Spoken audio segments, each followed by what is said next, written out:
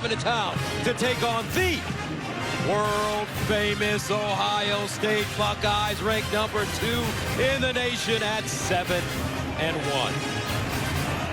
Hi, everybody. I'm Gus Johnson along with my quarterback, Joel Klatt, and welcome to Columbus, folks. Last week, Ohio State went up to Happy Valley, and they defeated the number 3 team in the nation, Penn State, by using enthusiasm, courage, discipline, but more importantly, toughness. I mean, it was old school toughness. It was an old school Woody Hayes toughness. That offensive line smacking Penn State around when it counted most. Wasn't, I mean, that last drive, and Coach just touched on it in Big Noon kickoff there. It was a thing of beauty. What I love about what Ohio State has done over the last couple of weeks, Gus, is it's about answering questions and addressing concerns, and they've done that. Their defense, there was a concern after the Oregon game.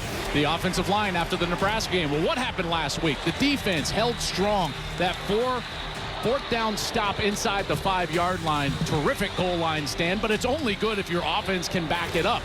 So they get the stop, and the offense rolls out there. 3 timeouts left for Penn State, and they ended the game on the field. Great running by Quinshon Judkins, Will Howard, Travion Henderson, but even better play by that offensive line, led by that position switch. Donovan Jackson going from left guard to tackle. They were tremendous. That offensive line played, I thought, their best game of the season. They'll be looking to build on that today against Purdue. Purdue comes to town on a 7-game losing streak. Ryan Walters, actually one of my former teammates, one of my favorite teammates I ever played with. He is a tough, really smart coach, and he's doing a lot of good things at Purdue. They're very young. This is a team that wants to throw the ball, in particular on the outside, and they're going to look to test those corners for Ohio State today. All right, time now to join the 3rd member of our team on the sideline. You know who she is. Let's go downstairs to the All-American girl, Jenny Taft.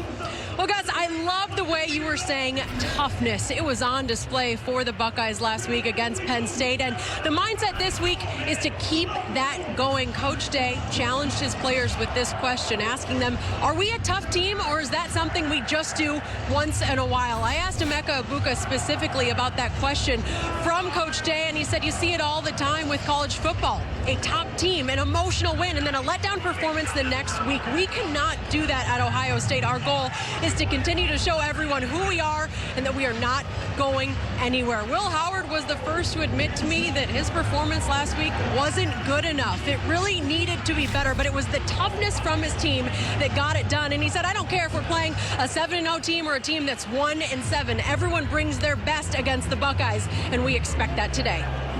All right, Jenny, thank you very much. What a great day for football here in the great state of Ohio. 56 degrees, nice and cool, sunny. Couldn't ask for a better day for the Ohio State Buckeyes and the Purdue Boilermakers. As you take a look at this series, it's a series that dates back to a 1919 meeting here in Columbus. Ohio State leads it 41-15 with 2 ties, and they have won 2 straight and 4 of the last 6. Purdue won the toss, and they have elected to receive the football. Jaden Fielding ready to send it away. Andrew Sawinski is the deep man for the Boilers. Purdue lost to Northwestern last week, 26-20 in OT. And Ohio State defeating Penn State on the road, 20-13 in Happy Valley. Buckeyes, Boilers, and here we go. Sawinski with the fair catch at the 15-yard line. So that brings out the Boilers and their starting quarterback, Texas transfer, Hudson Card. Yeah, veteran guy, senior from Austin, Texas. And he's a guy, I think he's played pretty well. In fact, he's gotten banged up this year, and he had to miss a couple of starts. Started last week in that loss against Northwestern, but he's got some weapons back on the outside with some young, skilled wide receivers that are finally healthy. This is a team, Gus, that I think is going to want to throw it pretty often today. First down and 10 at the 25-yard line. Devin Maccabee in the backfield. He's been a workhorse for Purdue for quite some time. He'll run it straight ahead and get close to the first down and get more. Maccabee spinning driving, and he'll pick up 14 offensively. Let's take a look at the Boilermaker. It's a veteran offensive line and then youth outside at the skill position. C.J. Smith is a wide receiver, a transfer from Georgia that's finally healthy, had a hamstring injury. They love him, 6'3", 195 pounds. But I think that their best player on the outside is Max Clare, the tight end, number 86. I think he's one of the better tight ends in this conference. No one knows about him, though, because they're 1-7 right now. First down and 10 at the 38-yard line. And Maccabee running over the right side, tries to turn the corner, does, crosses the 40. Upended by Denzel Burke. Defensively for the world famous. Well, this defense, I mean, you heard all the criticism after that Oregon game, Gus. We all did. And they've gone out and since only given up 1 touchdown. You know, what I love about the way that they play is their safety play. And that safety group is led by Caleb Downs, number 2. Gus, it's pretty simple. I think he's the best defensive player in the country. His film is incredible. Second down and 4 at the 44-yard line. Maccabee remaining in the game at tailback. Here's Card to throw it. Card in trouble, and Card goes down. Buckeyes with pressure. Cody Simon. And I tell you what, Cody Simon, 10 tackles last week. He has been playing like a man on fire. He's been playing great. And when you talk with James Laurinaitis, their linebacker coach, he'll tell you that Cody Simon, in a lot of ways, has been the heartbeat of this defense. He calls the defense in there. He's one of the leaders. He wears that number 0, the block O, for a reason, and he's been playing great football. Playing his best ball, 10 tackles, 8 tackles, and 10 tackles in his last 3 games. How would you like to play for James Laurinaitis? That would be cool if that was my coach. Yes, I would love it. Third down and 14. Card tries to set up a screen. He's got Maccabee, hits the sideline, won't have enough as he is corralled by Sonny Styles, and that will bring on the punt team for Purdue. Yeah, this is a really nice job by Styles, and what Styles is going to be able to do is get away from these blocks. So as he's going to back up, he's got the back one-on-one, and he's got to fight through 2 offensive linemen, and he's able to do that, scrape over the top, and get Maccabee to the ground. A nice job, and there you see the pressure in the backfield, and a little bit of a lineup change. We did not see Tyleik Williams start for Ohio State. He was banged up last week. That was a youngster, Edric Houston, in the game. Keelan Crimmins sends it away. Emeka Egbuka is the deep man, lets it go over his head, and what a beautiful punt. Crimmins angling this one out of play. And Ohio State will be backed up deep in their own territory. Time for today's Game Flow, sponsored by Progressive.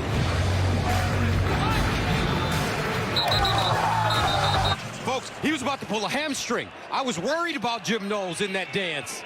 I can tell you, if I was moving like that, I would definitely pull a hamstring, man. So good. That's a 2-yard gain on first down by Judkins. Will Howard, I tell you what, Will Howard and Ohio State made one great decision this year, joining forces. I was going to say, you told him that yesterday. You know, we're meeting with the team, and you said, Will, you made a great decision to be a Buckeye. And he looked at you and he says, you know, in not so many words, you're damn right. That's right. I was loving it, man. Second down and 8 at the 8. Howard to throw it. And he'll throw it up the sideline. Caught over the shoulder. Is it good? Yes, it is. Jeremiah Smith, folks. Money on the rise. A gain of 25. This is not an easy throw, and it's not an easy catch either. You know, it's decent defense there. They're in phase, and look at him go up and over that left shoulder, and then he's got the body control to get that left foot inbounds, control foot. That's a catch. And this is, Gus, you know how I feel about it. I say it every time we cover these games. I think he's probably the best receiver in the sport. First down and 10. And this is Judkins. I don't know. The kid from Alabama's pretty good. As we take a look at this Ohio State offense. He ain't 6'3", 220. But listen, this offensive line, I tell you, Carson Hinsman joins the lineup last week. Donovan Jackson bumps out to left tackle. They worked beautifully. Probably the best offensive line game that they've played all season long. And then the skill, we all know about it. Judkins and Henderson, terrific backs. Jeremiah Smith, he is so good. You got Carnell Tate, sneaky good. Emeka Egbuka might leave with the all-time record in every category for wide receivers. This is as good of an offense as there is in the sport. On second down, Howard, play fake. Now Howard bounces out of the pocket, finds Judkins, and Judkins, who started last week against Penn State, gobbled up by Nyland Green defensively for Purdue. Well, this is a defense that has struggled a little bit, obviously this year. Will Holt, however, is a sophomore up front that gets after the quarterback. He's already got 5 sacks on the year, and then their leader is number 4, Kydron Jenkins. And Kydron Jenkins is a guy that was an edge player, moved back to linebacker, but they'll bounce him around, and he's a guy that has to be impactful for them if they want to have success. 3rd down and 3 at the 40-yard line. Empty backfield for Howard. See if Purdue can get off the field. Remember, Howard's got great legs. He'll fire it over the middle and incomplete. That one in and out of the hands of tight end G. Scott, and the Buckeyes will punt it away.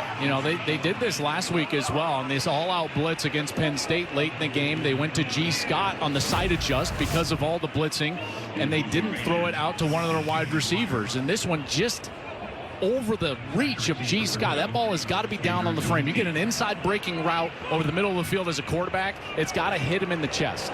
Joe McGuire will punt it away. He stands at the 25. Andrew Sawinski back deep around the 20. Line drive. And Sawinski just covers it up. And he has it at the 11-yard line. A 49-yard punt. So coming up, this improving Ohio State defense led by Caleb Downs on the field when we come back. Hi, AT&T Business. Reliability for your business is our business. And by McDonald's. Aerial coverage is provided by Goodyear. Road tested and game ready. Goodyear, more driven. Folks, we got a blimp game today. That's a big deal for us announcers to have a blimp. It makes it feel nice and really special. I love that view, don't you? Yeah, man. Reminds me of being a kid, watching big college football games. I've loved this sport my whole life, man. Where is Keith Jackson? Rumbling, bumbling, stumbling. Oh, Nelly, that's right. 1st down and 10 at the 12-yard line for Hudson Card and the Boilermakers. Reggie Love comes in at running back. They'll give it to him. And Love showed no love on that play as he gets wrecked by Jack Sawyer. Jack Sawyer, big, strong, redshirt junior from Pickerington, Ohio. Yeah, and he had a great start to the year. He was among some of the leaders in college football in terms of quarterback hits early in the year. The problem is that has not been the case over the course of the last 3, has not gotten to the quarterback. So he's certainly looking to have a bigger day here against a Purdue team that he feels like is going to be throwing the ball quite a bit. 2nd down and 9 at the 13. Love again, running straight ahead, bumped, and he'll be tackled for a loss. That Ohio State defense, stout.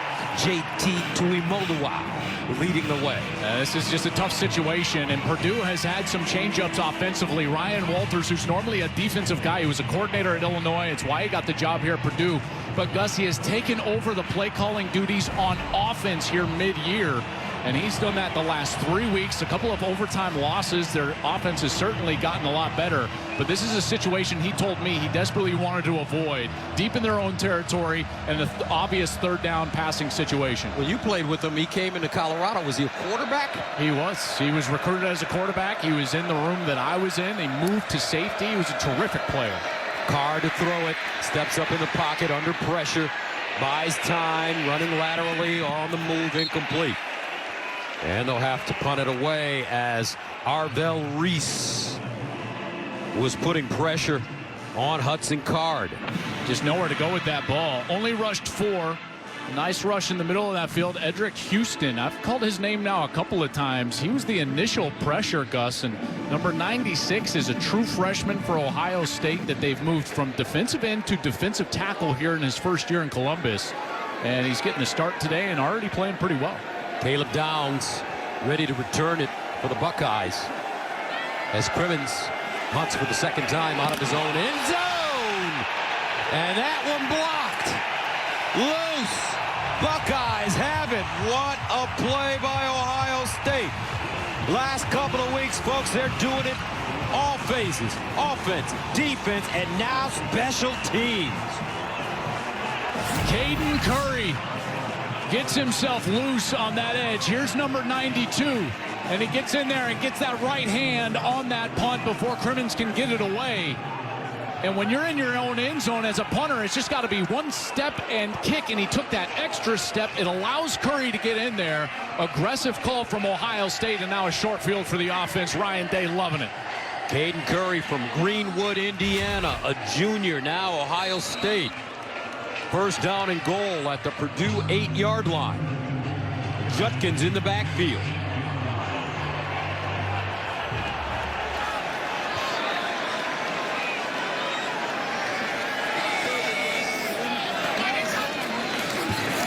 Judkins straight ahead.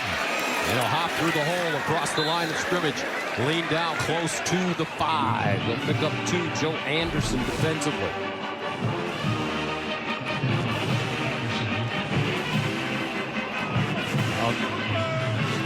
They've been so good in the red zone, this team. 28 drives, 25 touchdowns, a couple of field goals. The only drive that they did not score after being in the red zone was that fumble over the pylon last week from Will Howard. That's how good they've been during the course of this season. Second down and goal to the 6-yard line. Let's see what Chip Kelly, the offensive coordinator, draws up. Here's some misdirection. Howard trying to get to the corner and will not. I have a question for you, Joel. If Chip Kelly's calling the plays, what's on that sheet that Ryan Day is looking at as his team goes to the line of scrimmage? Now, I don't know what they call it, but here's what I'm going to call it. That's a veto card, because he's the head coach. So he's like, hey, man, when I want to call something, I get to call something. It's probably the exact same sheet that Chip is looking at. These are two great play callers. They've each called plays for a long time. And so now it's a kind of a cohesive deal. Chip calls the play, but I'm sure that Ryan's given suggestions almost every series, certainly. Third down and goal at 2. And it's Howard. He'll submarine down, lost his footing. He's short of the goal line as Karlaftis covers him up. Well, he should have just given this ball up, because he's got a one-on-one over there with Jenkins, and it's either him in a one-on-one or his running back in a one-on-one. And listen, Will, I love you, but I'm going to take Q in his one-on-one with his power and elusiveness on the outside. Fourth down and goal at the 1. Buckeyes going for it. Jeremiah Smith, the receiver, at the top of your screen. Why wouldn't you sneak it here? Get under center and sneak it. Judkins, the pistol back. And Howard runs it and scores. Will Howard crosses the line. Touchdown, Ohio State. Howard using that 6'4", 235-pound frame. And that's the difference with this Ohio State football team. Kyle McCord was a terrific quarterback last year. Lost only 1 game, but he's not the runner that Will Howard is. Yeah, especially in the short yardage. I mean, this guy's about 230 pounds. Look at the block from Jelani Thurman right there. That is a terrific block by number 15. Did you see him get inside and then pin the end towards the outside, opening up a hole in a lane for Will Howard for the touchdown? Jaden Fielding in to attempt the extra point, and it's good. So Ohio State capitalizing off the block punt. 6:02 to play in the first. Buckeyes ground and pound. Big fella at QB. Number 18 getting it done. Ryan Day says, attaboy. 7-0 Bucks. Ryan Day said that the team was at a crossroads coming into that game. Lose, and the path to the newly expanded college football playoffs was murky. Win, and there was a clear path to success.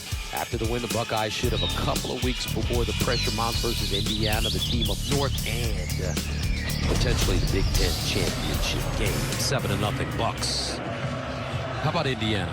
Tell me about it. Man, come on. Indiana is I mean, we covered them against it in Nebraska. They handed it to the Cornhuskers that day. Handed to Michigan State last week. Yeah, they did. 47 on the road. Unanswered, man. I'm telling you, that team is very connected. When you watch them on film, they are good. Very good. I know that their schedule has not been very difficult, but that their resume is identical to, like, let's say, a Georgia or Michigan from a year ago at this point. Michigan's schedule was not very difficult a season ago. So with that in mind, let's take a look at the Big Ten standings. Some interesting stuff going on. Oregon, perfect. Number 1 team in the country, followed by IU, 8. Ohio State, 1 loss. Penn State, 1 loss, etc., etc. Yeah, and these standings sponsored by Discover, and you see some teams that are playing really well that we haven't talked a lot about this year. How about some love for P.J. Fleck in Minnesota, Gus? What they're doing is 6-3. I tell you, P.J. Fleck is the kind of coach, he does more with less. Yeah. and he, given the opportunity to get some real players, would be sensational. And by the way, how about UCLA?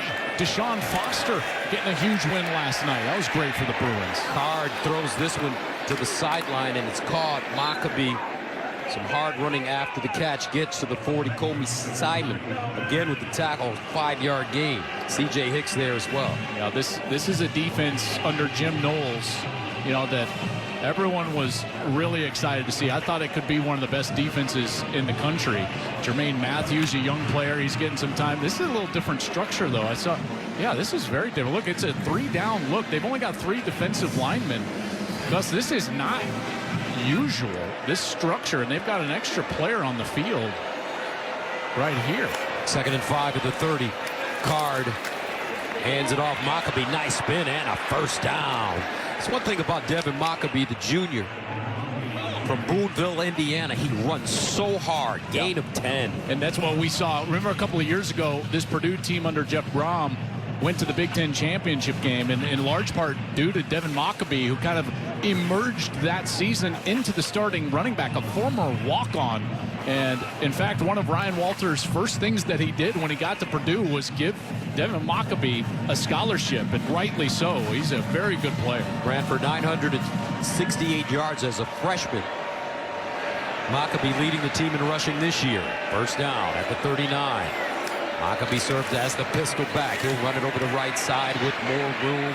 Swiss cheese defense right now for Ohio State as Maccabee shreds him for 7. Caleb Downs with the tackle. Yeah, and it's interesting because, Gus, I mentioned this a snap ago.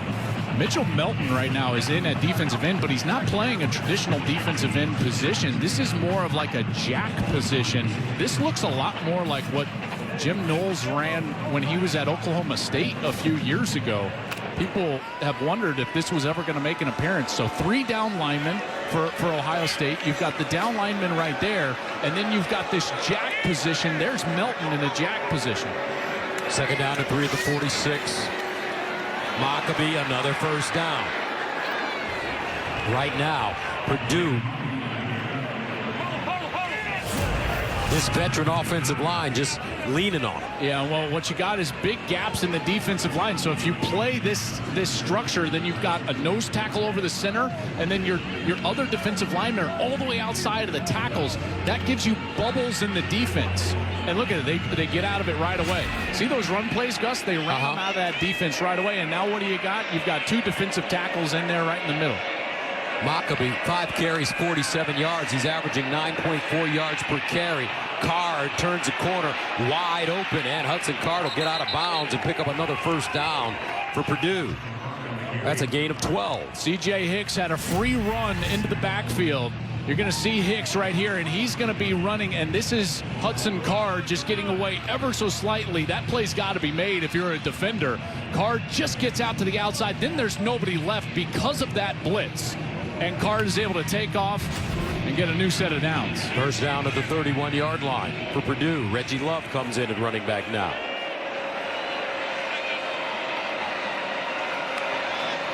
Card to throw it. Underneath, caught, another first down for the Boilermakers as they get to the Ohio State 15-yard line. This time it's Jamal Edrin. Edrin does a great job here of getting inside and then over the top of the linebacker. You see C.J. Hicks, he was widening out. Jermaine Matthews does not get the necessary contact there, so it's good separation for Jamal Edrin. He's a junior from Fort Lauderdale. Gus, he was a Florida Atlantic transfer, and yet last year when he transferred in, he was banged up for basically the entire season. Just getting back and healthy, 6'3", 215 pounds. They like him quite a bit. First down at the 16. Let's see if Purdue can pay this one off and level this game. Card in the gun. Card looking underneath again. Another catch and another first down for Purdue. This time it's his tight end, Max Clare. I've been really impressed with Max Clare. Watching him on film, here's the tight end, and he's just going to work right across the face of Sonny Styles, who's a former safety. Remember, he's a former safety, dropped down to linebacker this year. But Claire is very smooth in the middle of the field, and you see those great hands that he was able to flash. I'll tell you what, the Big Ten, they got some tremendous tight ends in this league. Yeah, he's a sophomore from the Natty, Cincinnati, Ohio. First and goal at the 5 for the Boilers. Mockabee back in at running back. They'll give it to him. No. Carr trying to throw it, and that's deflected and rejected. Sonny Styles in on the play. This is a team in Purdue that those 2 games that they've had overtime losses, they were able to move the football, but they have struggled in the deep red zone, and there Sonny Styles is able to bat that ball away from Hudson Card. But the struggles in this area of the field come in when you don't feel like you have the ability to just run the football and keep the defense honest. So it becomes a pass game, and yet there's no threat of that play action. This is a formation, though, that against Illinois, they ran most successfully out of. 2 tight ends in the game. Mockabee in motion. Mockabee dives forward, and he'll get to the Ohio State 2.5. Brings up 3rd down and goal. Well, I just don't know if they're going to be able to run it in from the 3-yard line. We've seen this Ohio State defense 3 straight weeks bow their neck and play great inside the 5 on interior run plays. Ryan Walters has got to know that.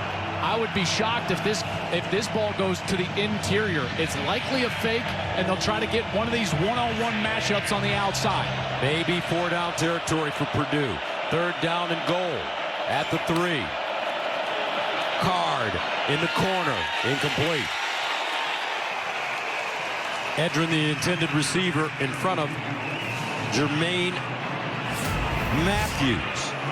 Well, here Matthews is going to get that contact. Okay, so he gets his hands on the wide receiver, and then he's able to be right there, and there is no separation. That ball probably needs to be thrown a little lower onto that back shoulder, but you can see they're trying to use the height and size of Jamal Edrin, number 7, and Jermaine Matthews wasn't having any of it. So they're going to kick this one. Porath comes in to attempt a 21-yarder for Purdue. He was 2 of 2 last week against Northwestern, and he missed it. Pushed it wide right. Boilers come up empty. 12 seconds to go, first quarter. The score remains 7-0. Ohio State back to Columbus after this. For nearly 160 years. Tomorrow we kick off a huge day of football on Fox with a special 2-hour Veterans Day pregame show live from Naval Base San Diego. Then Brock Purdy and the Niners take on Baker Mayfield at the Bucks or other regional action. It all kicks off at 11 a.m. Eastern on Fox. Yeah, that should be a good one there. Bucks almost had the Chiefs last week. That was a good game. And I always like to take this moment if I could.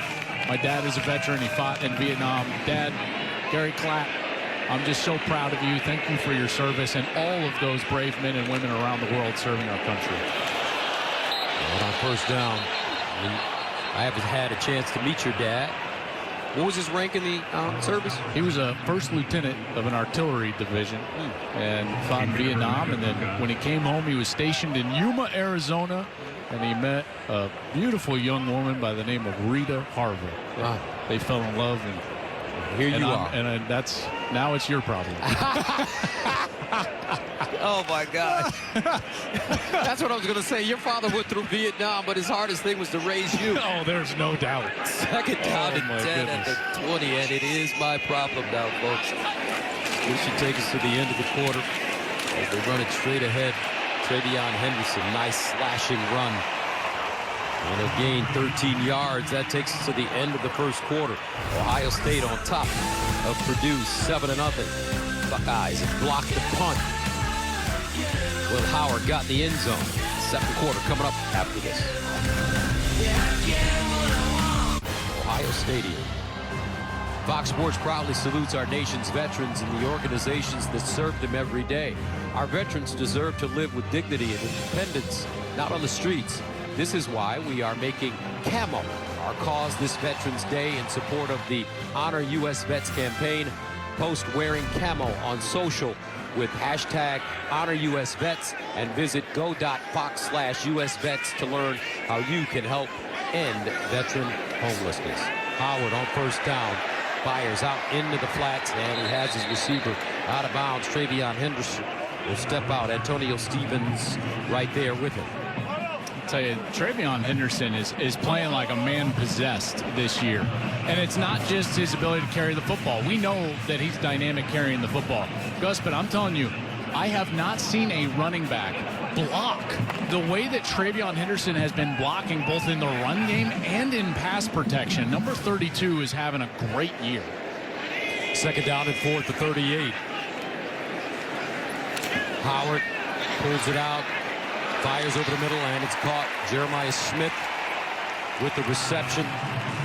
Tough catch, but he'll pick up 9 yards on the play. You know, if you're going to have an offense that can get after it in the run game or passing game, oh my goodness, that's what I'm talking about. Travion Henderson on the edge, blocking, then in pass protection, bam, puts the linebacker on his back. And it's not just Henderson, it's also Quinshon Judkins who's taking the cue from Travion, boom, right there to end the game. These guys are getting after it, man. I love watching it. First down and 10 to the 47. Henderson remains in the game. They give it to Judkins on the reverse. And Judkins doesn't go anywhere. Well defended as Breedlove makes the tackle for the loss, and that's a loss of 8 yards. Well, announcer curse, this is my fault. I talk about running back blocking, and then Travion Henderson comes out here and he misses the block on the outside. And Abuka actually misses as well. That's just not what I normally see out of this group. Those two guys, Abuka and Henderson, are so good. Kendrick Breedlove, though, did a terrific job slashing into the backfield to make that play. Second down and 18 at the 39-yard line. Howard, quick strike on the hitch, out wide, and it's Carnell Tate. This kid, folks, Carnell Tate. Everybody's talking about Jeremiah Smith, but watch this kid. He's only a sophomore, and he's a champion already. And I want to tell you why in a moment. They say sneaky good, you know, and he's a pro. I think he absolutely will be. And by the way, if you play at Ohio State at this position, that's just kind of a prerequisite. You know, you think of all the guys, heck, it's starting to become a prerequisite that not only you're a pro, but you're going to be a first-round draft pick. Third down and 17 at the 40. Howard fires underneath and caught. First down, it looks like. That's Jeremiah Smith. Money on the rise. Shout out to 0161. Thank you. And that's a gain of 17. Beautiful route. Beautiful route. You know, when you got the speed that he has, the opponent has to respect that. You see all the cushion he's got. He breaks down right at the chains, then understands where to get down. Good awareness from the true freshman. But again, that's born out of the speed that he possesses. You see the respect that the defensive backs were giving him because of the way that he can run, and they are going to look at this in terms of where he went down in relation to that line to gain.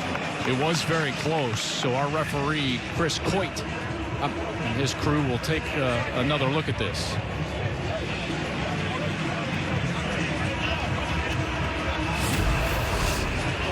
He needed to get all the way to the 43-yard line, and so when he goes down there, the knee and shin is down. Ball hovering right around that 43-yard line. Certainly going to be tough to overturn. Didn't see anything there that would.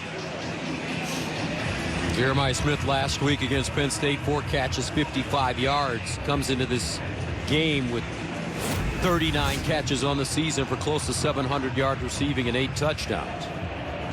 Here's a better look at where the football is when that knee goes down. It is like he'll be a little short. Yeah, maybe. But remember, Gus, the ball just needs to be touching the 43. And that line, the yellow line, folks, is unofficial. Jeremiah Smith, such a talented freshman, kept out of the end zone, though, for the first time in his short career last week at Penn State. But his 4 catches and 55 receiving yards led the Buckeyes in both categories. Against Nebraska tie Chris Carter's true freshman record of 8 touchdown catches. Yeah. That's going to be one of the Aflac trivia questions today. What is? You giving me hints now? Mm-hmm. After review, the runner's knee was down with the ball short of the line to gain. It's 4th down. So a tad bit short. I would go for this, and I think Ryan Day will. You know, they have been so successful on 4th down, and Day has been more aggressive this year than he has in previous years, and it's paid off. All but one time this year, when they have executed and converted a 4th down, they've gone on to score a touchdown. So 4th down and 1. And they'll bring up Howard. The quarterback sneak, brotherly shove with a tush push. Purdue says, hey, they may have turned him away.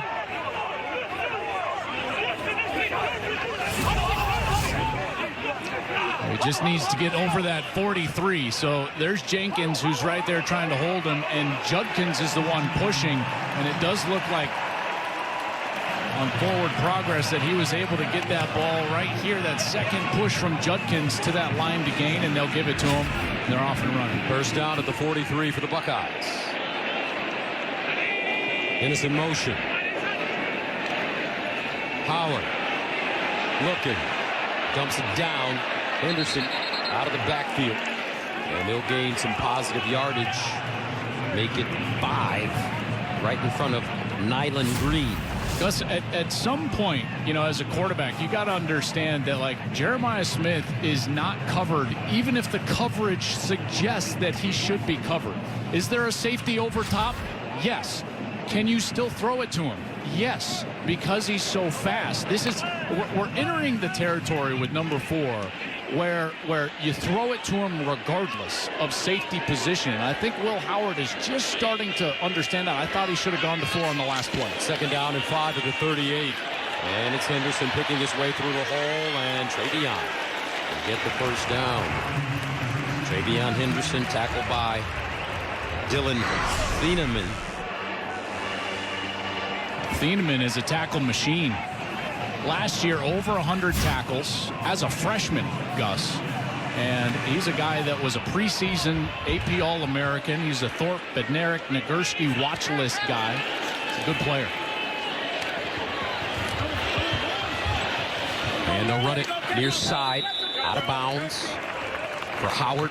And that's the big difference with this Ohio State team. His elusiveness, his aggressiveness. I really like how Will Howard has come in, the Kansas State transfer, in only one season, and he's shown the leadership. This is his offense right now. Yeah, it really is. And you know, you can tell that the guys, when we talk to them in the lunchroom, you know, they really love his mentality and the fact that even if he's not playing well, he's in there fighting and swinging. 12th play of the drive. And it's Howard again as he pulls it out and gets to the 15. And when we talked to him yesterday, Joel, he said, I came to Ohio State for 2 reasons: to win a national championship and to make it better for myself to go to the NFL. Yeah, prove that he could go to the next level and play. He won't be doing this at the next level, which is just a straight zone read. Beautiful job with his eyes, reading that defensive end as the end comes crashing all the way down. That was number 11, Antonio Stevens, an in-the-box safety. But you can see what a quarterback and his ability and willingness to run does for a run game here on this series. First down and 10 at the 15-yard line.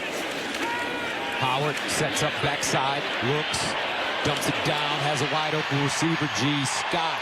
Touchdown, Buckeyes.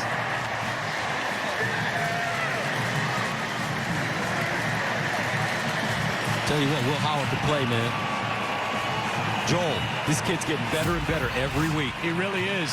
And I will say, though, when you can stand in the pocket on a half roll and you can take this amount of time to wait for your tight end, you got to give your offensive line a lot of credit. Look at that. Wait. Now the delay from the tight end, and G. Scott is there, and he's into the end zone easily as the defense loses that tight end. On that play, number 74, the left tackle, All-American, Donovan Jackson with some great blocking. 13-play drive for the Bucs. Covering 80 yards, they eat up 6 minutes and 32 seconds. Ohio State moving, grooving now as they take a bigger lead. 14-0 over. Born in Blooming Grove, Ohio, aviator Orville Wright from Dayton, Ohio, and the legendary John W. Heisman from Cleveland. Everybody's from Ohio, Joel. It's unbelievable. It's so true. And this one kicked out of the end zone. It's coming up Purdue on offense. Buckeyes with a 14-0 lead. Sponsored by Macy's. The Pacific Life Game Summary, sponsored by Pacific Life, creating financial security for nearly 160 years. 14-0 Ohio State here in the shoe. Will Howard already 108 total yards and 2 total touchdowns. Jeremiah Smith already 3 catches and 50 yards on the outside as Ohio State is in control here against Purdue. First down and 10 at the 25 for the Boilermakers. Reggie Love in the backfield. Hudson Card, Texas transfer at quarterback. Card gives it up as Love, nice stick in the ground.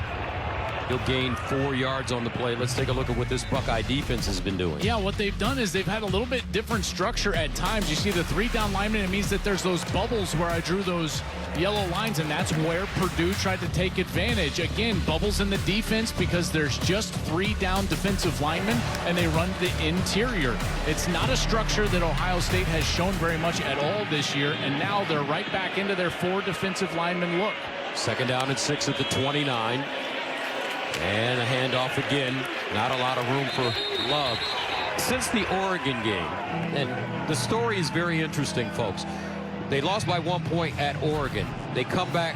They have a bye week. So Ryan Day had 2 weeks. He went down, spent a whole lot of time with the defense, said he had some tough conversations. What does it mean when the coach says he had tough conversations? Well, you question everything down there. So you go to all the defensive coaches and you say, hey, tell me why we do this way, and you say, well, I think we should do it differently. And so there is a collaborative effort to try to get better, but the key is, and the reason that it's tough, Gus, is that you've got to have humility, both as a head coach and as a defensive staff. And if you don't, if there's hubris in that room and guys get offended, it can go off the rails. That's why it's a tough conversation. Timeout called by Purdue.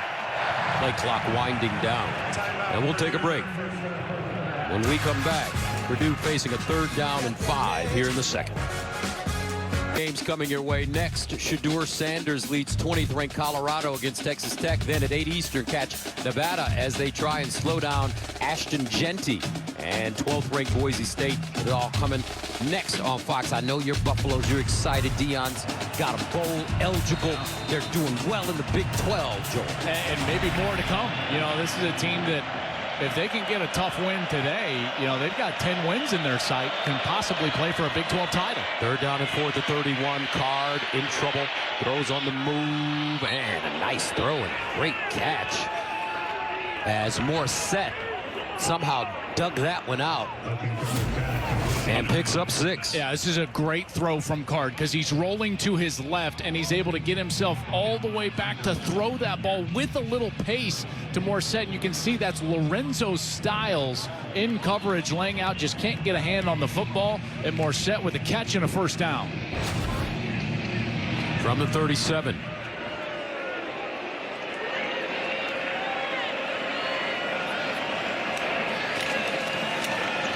Card with a handoff. Love turns it up, and he runs right into Caleb Downs. And when you look at this Ohio State defense, they do look better since the Oregon game. Yeah. But things look different. A little bit. You know, I don't think it's drastic, other than those few snaps that I just showed. Even with Caleb Downs and where they're positioning him. I just think when I watch him, he's more centrally located on more snaps, and they want him around the football more, and they should. Downs is an incredible player. He's the best safety, maybe the best defender in America, and he's just more around the line of scrimmage in the football. On 2nd down and 4, Card looking for that 1st down, and he gets wrecked. Woo! Ha! Lathan Ransom cleaned his clock. They call that, folks, a decleater. I mean, we got to see this one full speed. Check out Lathan Ransom. Here we go. Goodness. That's called running the alley, Gus.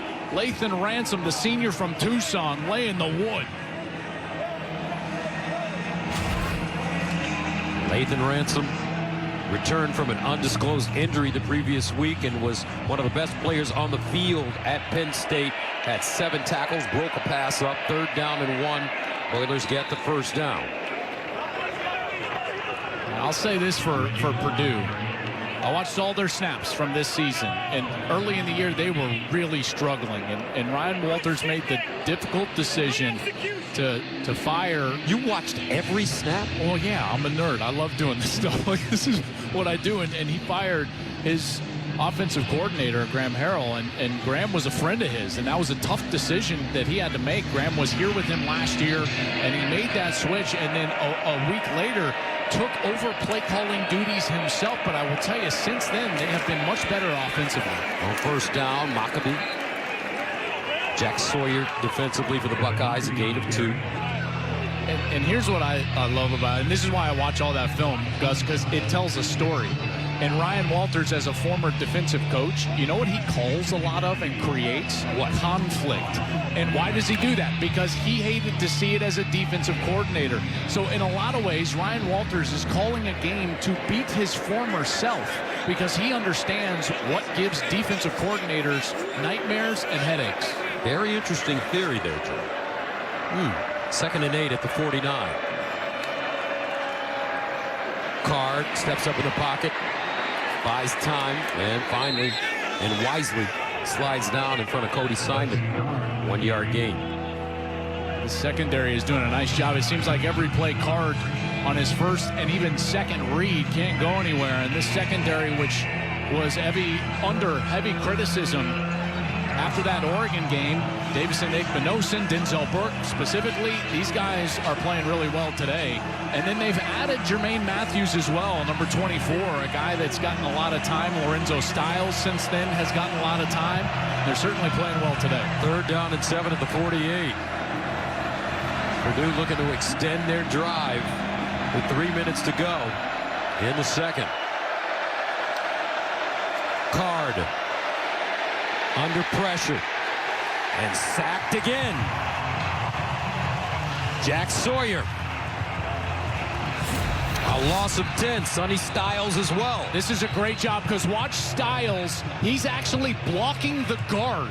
He's going to go hit DJ Wingfield right there, and that frees up Sawyer to be the first runner, and then Styles cleans him up at the end. Number 96, 15-yard penalty, automatic first down. That's Edric Houston. And that is a true freshman, Edric Houston. And Edric Houston was away from the play, and he was blocked and then kind of laid on top of Musa, number 77, the left guard, kind of laid on top of him. And then as he gets up, watch Edric Houston. He's frustrated, and he gets up and he shoves Musa to the ground.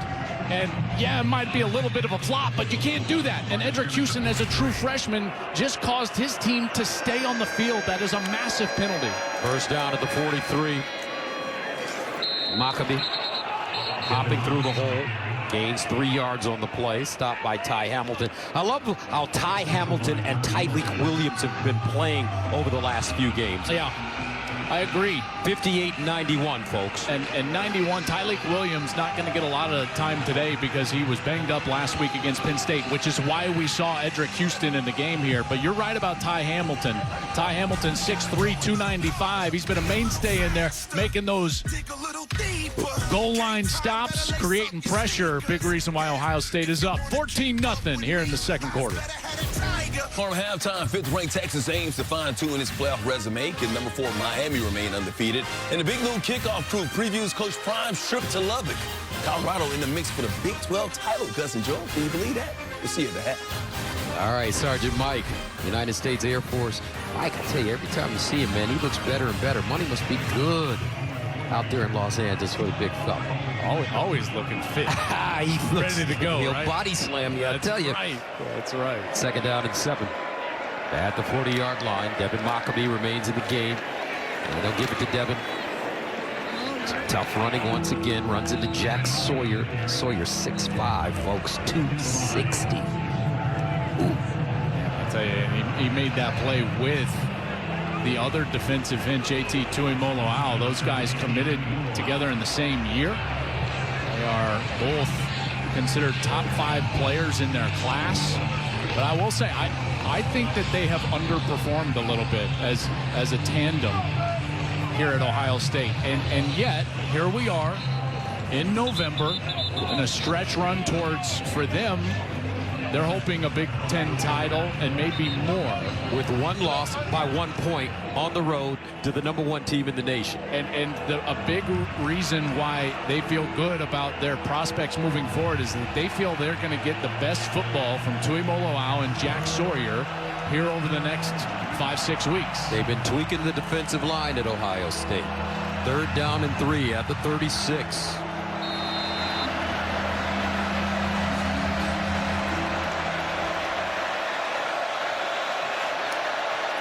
Card hit as he throws, incomplete. He had all kinds of pressure. This time it's JT Tuimoloau. He tried to get that ball to the tight end, but Tuimoloau was just all over him. I mean, Tuimoloau is right here on this end position. You see, he's just going to not allow Card to get any momentum whatsoever off of that fake, and he just takes off right into his chest. Does a great job of staying away from the head, and Card cannot get the ball to the tight end down the field. Had a season-high 6 tackles against Penn State after 5 the previous week against Nebraska. Tuimoloau, the 2nd-team All-American a season ago. You know, in this situation, I would expect Ohio State to blitz, because what has hurt them has not actually been completions on the outside, but the ability of the quarterback to run. If they leave the middle of the field open, watch out for Hudson Card trying to scramble. 4th down and 3 at the 36. 1:49 to go in the second. Here comes a blitz. Card backpedaling. Card, and he's swarmed under again. Jack Sawyer, Jordan Hancock combining on the sack. Well, this is why I like when Ohio State pressures, is because they cover up the middle of the field. So you're getting a slant right there. Then you get Cody Simon. You also get Hancock. You got Sawyer around the edge. There's nowhere for the quarterback to escape. Last week, I felt like Drew Aller was the best offense for Penn State because he would scramble up the middle of the field. That takes it away, though, Gus, that pressure. And the teammates on the sideline, they're loving things, because remember, Edric Houston is the only reason they're still on the field. Sawyer getting a lot of pressure on the quarterback here in the first half for Ohio State. And the Buckeyes will get the football with 1:40 remaining at their own 41. So good field position. Ohio State with 2 timeouts left.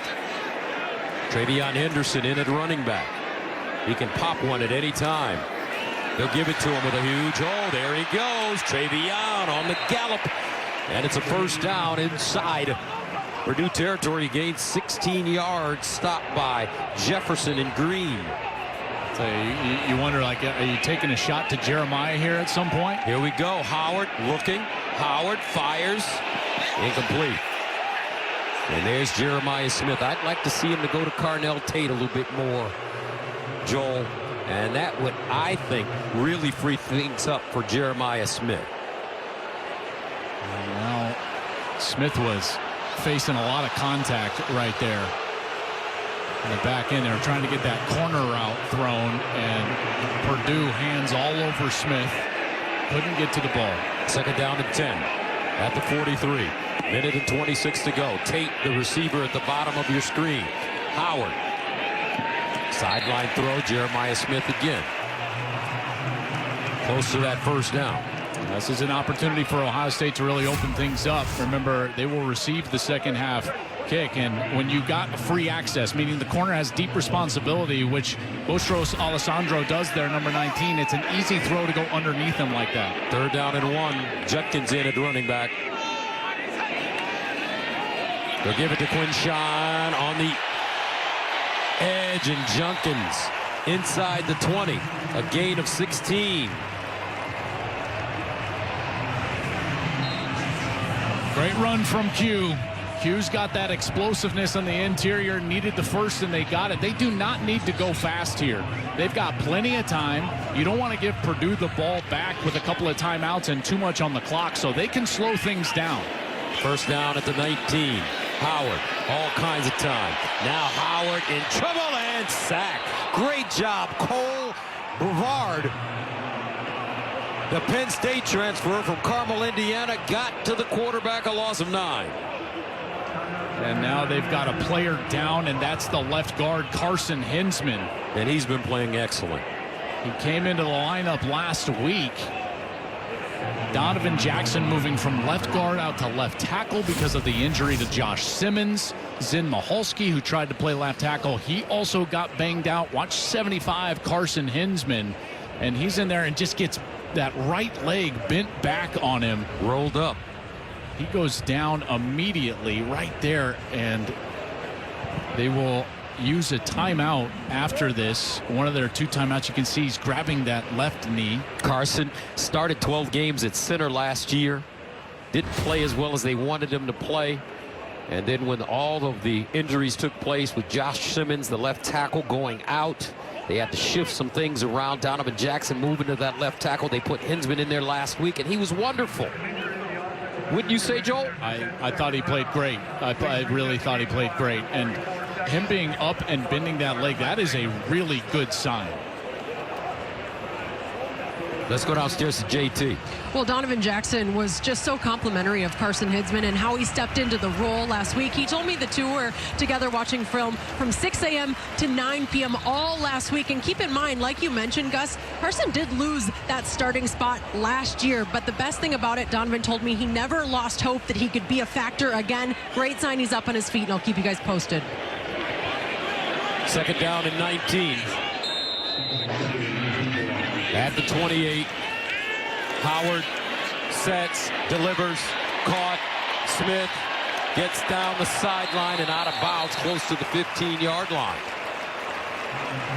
Smart play there from Smith, understanding that he needed to stop the clock now inside of 40 seconds. Great route, good physicality at the top of the route, good pocket for Will Howard to throw from, and then immediately Smith is out towards the sideline to stop the clock. Against Oregon, had a career-best 9 catches and his second career 100-yard game. The cousin of Geno Smith, the Seahawks starting quarterback. Third down and 8 at the 17. Howard underneath. Smith gets to the corner. Money on the rise. Touchdown. Jeremiah Smith, a gain of 17. And a touchdown for the Bucs.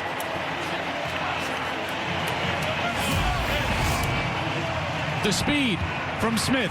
It's just a crossing route right in front of Will Howard. And you see the speed. It's man-to-man coverage. There's not even a pick there, Gus. They don't even need to mesh that. He just runs away from Nyland Green, a transfer from Georgia.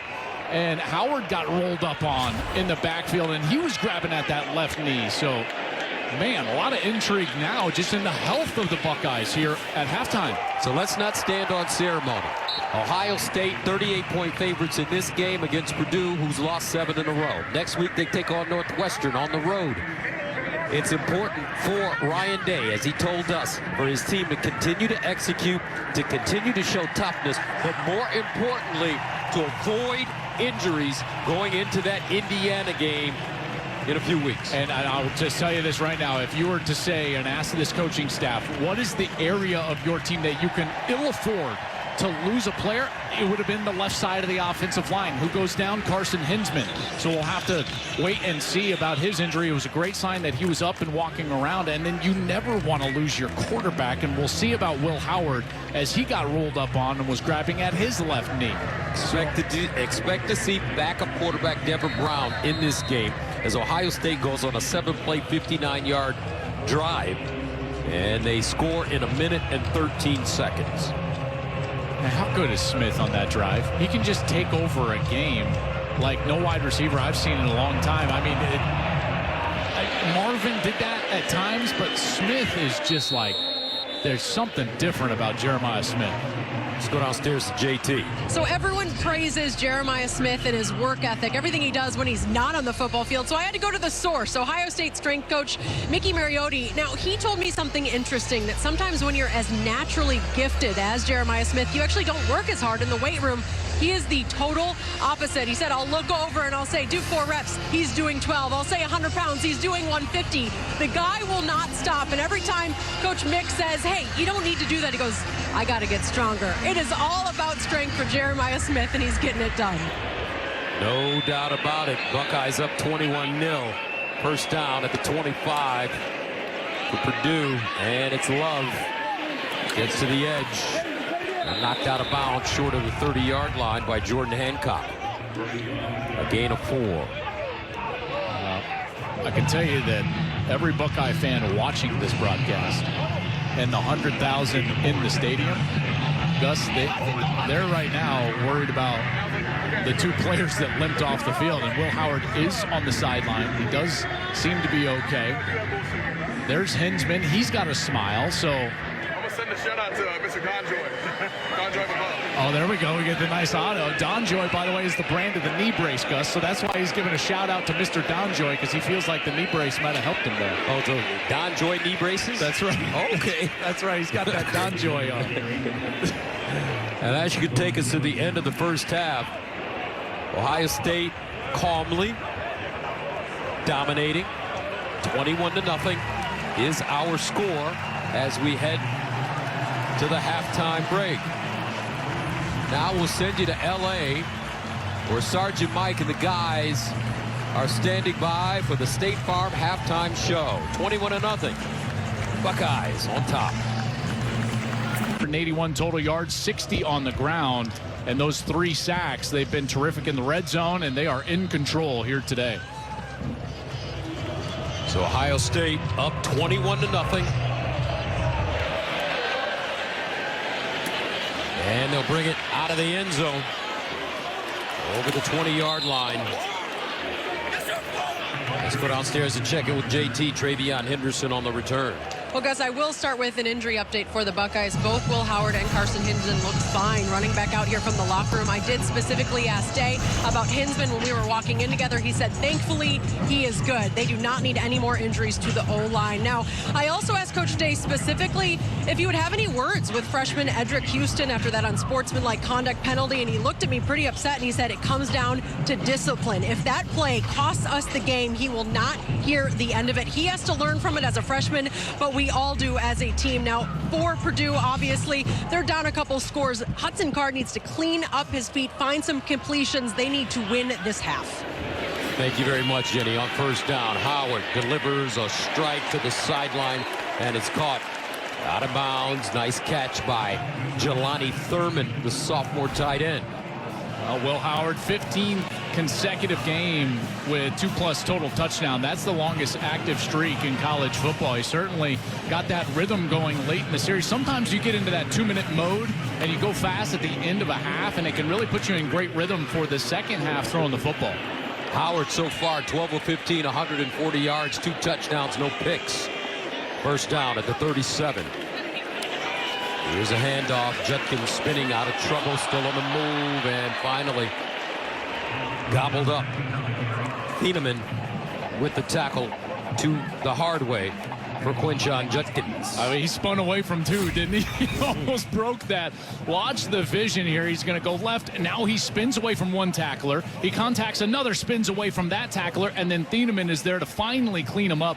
That's one of the reasons why Dylan Thieneman came into today with 65 tackles already. Second down and 8 at the 39. Low snap handle by Howard, slant underneath, caught, and it's Carnell Tate. Let me tell you about Carnell Tate. Let me tell you why Carnell Tate is a champion. This young man is from Chicago, Illinois, and his mother, prior to his freshman year, a month before he was supposed to come to Ohio State, was murdered in a drive-by shooting in the Chicago area. Ashley Griggs. Carnell came to Ohio State. His mom was 40 years old. At his sophomore year right now, he has a 3-point grade point average or better in sports industry. They say that he is a wonderful young man, a confident young man. He has the potential to be a pro, and he's fought adversity. Sylvester Stallone said it in Rocky. one of the last Rockies.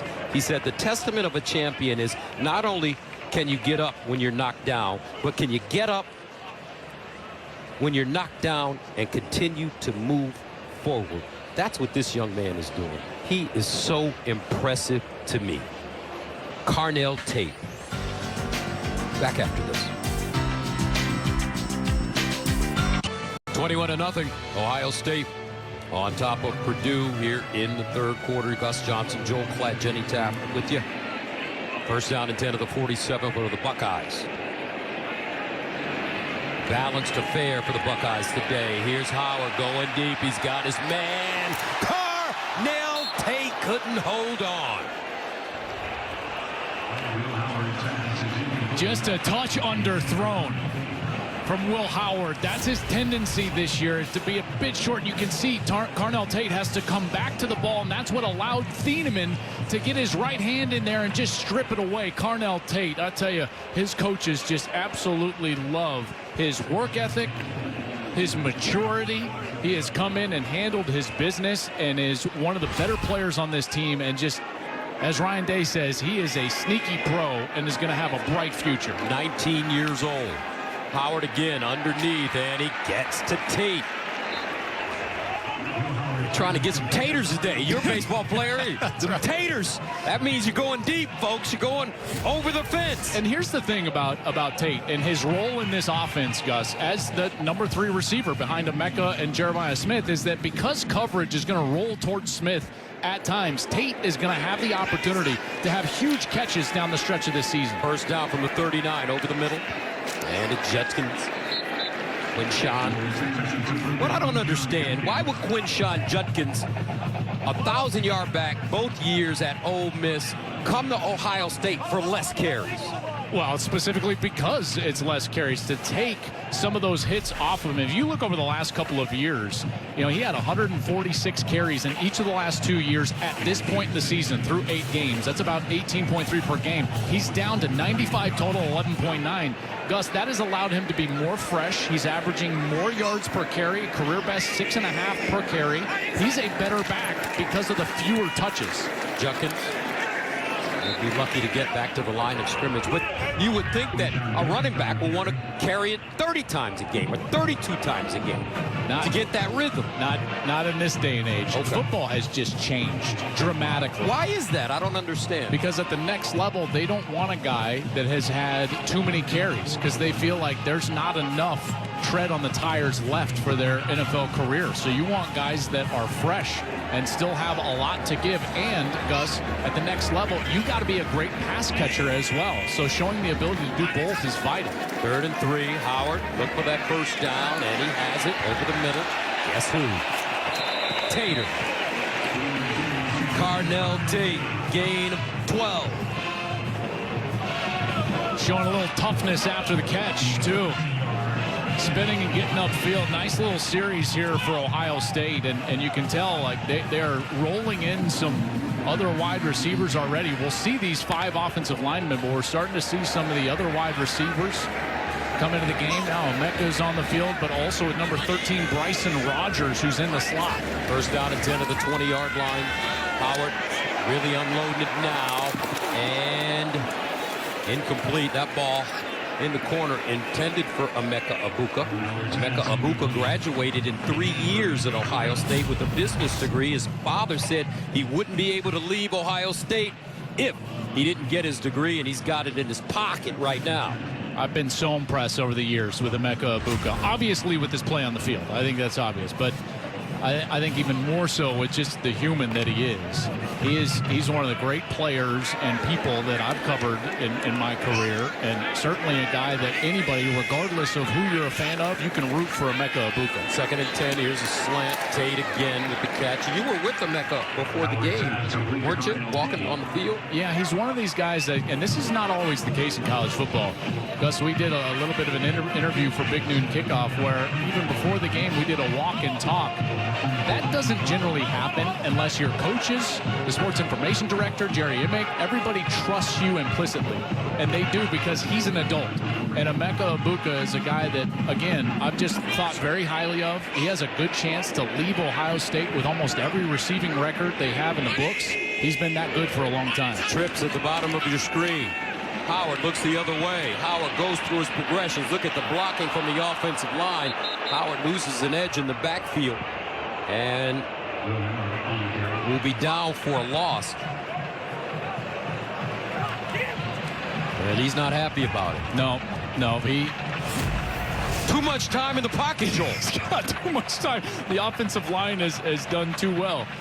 I will say that, generally speaking, this turf is a very fast turf at Ohio State. They replaced it, I believe, 2 years ago. And yet, because of the amount of time the band practices, it's flat and slick. And you do see a lot of slips on this turf. Jaden Fielding, 32-yard field goal is good. He's really improving as the season goes along for Ryan Day, 24-0. Motorcycles, RVs, and more. And by Wendy's, new sauce nugs. A whole new way to nug. Aerial coverage is provided by Goodyear, road tested and game ready. Goodyear, more driven. Joel, you got to realize that after Thanksgiving in the Midwest, that's when the boogie starts. It's going to get cold. You just know it. So make sure you have your jacket, your thermals, and your hand warmers. I appreciate that because you know I am soft. But like these guys, they're not soft. No, they're Midwest guys. That's right. You know? And they're insane as well because they're college students. I will say. But this is warm to them. We used to have baseball practice in 40-degree weather when I was a kid. I walked out today and everyone's like, man, it's so nice today. And I'm shivering. You're shivering. You don't have a jacket on. It's crazy, Why is youth wasted on the young? Fielding will kick it off. He's the same young man that kicked three kickoffs out of bounds against Marshall this year. Ryan Day went to him and said, hey, why are you kicking the ball out of bounds? He said, there's wind up there. He said, Jaden, just kick the ball straight, please. I will say. But this is warm to them. We used to have baseball practice in 40-degree weather when I was a kid. I walked out today and everyone's like, man, it's so nice today. And I'm shivering. You're shivering. You don't have a jacket on. It's crazy, Why is youth wasted on the young? Fielding will kick it off. He's the same young man that kicked three kickoffs out of bounds against Marshall this year. Ryan Day went to him and said, hey, why are you kicking the ball out of bounds? He said, there's wind up there. He said, Jaden, just kick the ball straight, please. And then Ryan told us yesterday after that story, you know, these kickers are a little crazy, so I got to massage them a little bit. Big News Saturday is back in Boulder. Heisman favorite Travis Hunter in Colorado face historic rival Utah for the Rumble in the Rockies. Kick off your day at 10 a.m. with the best pregame party in football. Then it's Utah, Colorado at noon only on Fox. We'll have a chance to go to your alma mater, Joel, next week to watch the Bucs. First down and 10 at the 25-yard line. Mockable. Nice run again. Crosses the 30. Stopped by Caleb Downs. Let's check in with Jenny. Well, Gus, it's interesting you mentioned that we're heading to Colorado, to Boulder. I'm a bit concerned about Joel here. He's gotten a little soft from Newport. I mean, the weather, I hear there's snow in Denver. Joel, I don't know even know if you can handle it. Well, if there's snow, I might need like an electric blanket or something like that. I don't know what happened. I never used to play with sleeves. I used to think I was tough, and I'm not. Second down and 3 at the 32. Card. Sideline. And incomplete. That ball intended for Jerron Tibbs. Just couldn't hold on. No, they're trying to attack Denzel Burke over there. That's tremendous coverage. And Tibbs is trying to get that ball. Does he I don't know if he controlled that. I think that's a catch to me. He controlled that. Then his backside hit inbounds. Here's the bobble, but Gus, right here, that's the ruling of an incomplete pass is under review. He's got a hip down. Does he control it before that left foot hits? Oh, man, that's very close. Looks like they're going to take a look at this one. Full speed here.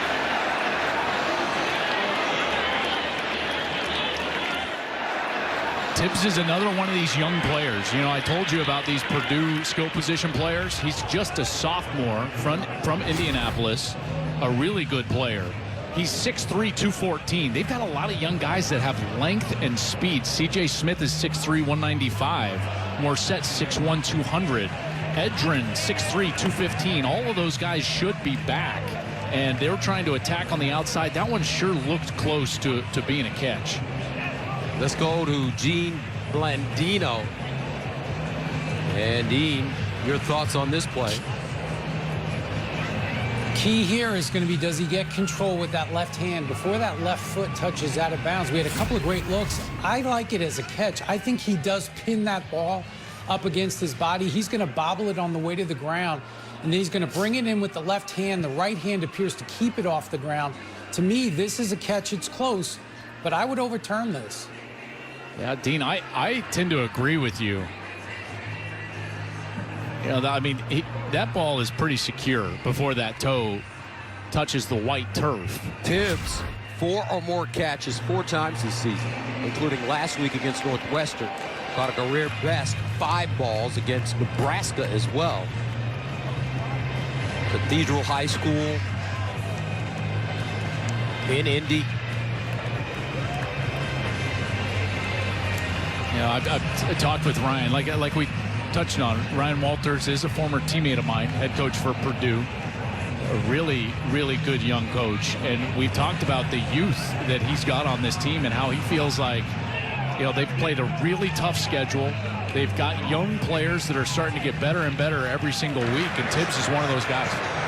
After review, the receiver completed the catch going to the ground. It's first down. And that's a beautiful catch, and Ryan Walters has got to be pleased. He told me he wanted to attack on the edge. I felt like they should have attacked more so than they have to this point. Now it's 24-0. You got nothing to lose. I would expect them to continue to take shots at these corners. Denzel Burke and Davison Igbinosun. Igbinosun has had penalty issues. Burke had those big play issues against Oregon. No reason why Purdue with these big, tall, wide receivers shouldn't be taking shots on the outside. That's a gain of 28 yards. First down and 10 at the 40. Mockabee, the pistol back.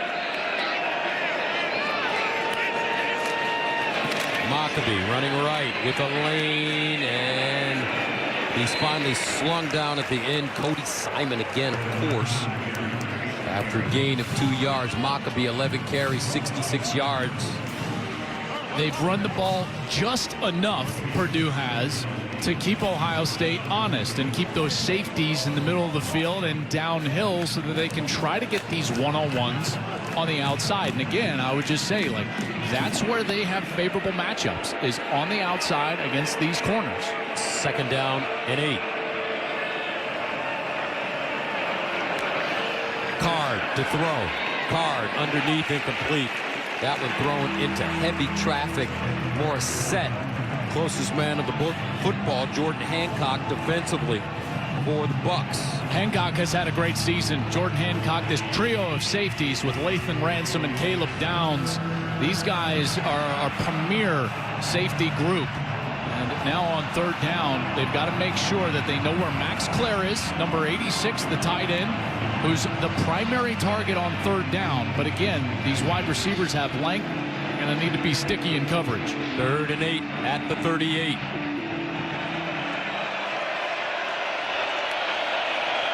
Card, play fake, sets up a screen. He's got his tight end, Clare, but he goes nowhere because Hancock just drops him immediately. Nice open field tackle. This is great reaction. Here's the rush from the outside. That's number 92, Caden Curry, and you can see the tight end, Clare, just leaks out for that screen, but Hancock is right there to get him and stops him for a minimal gain and forces a longer fourth down decision for Ryan Walters, which has made the offense stays on the field, and they'll go for it. 4th down and 6 at the 36-yard line. And Purdue going for it.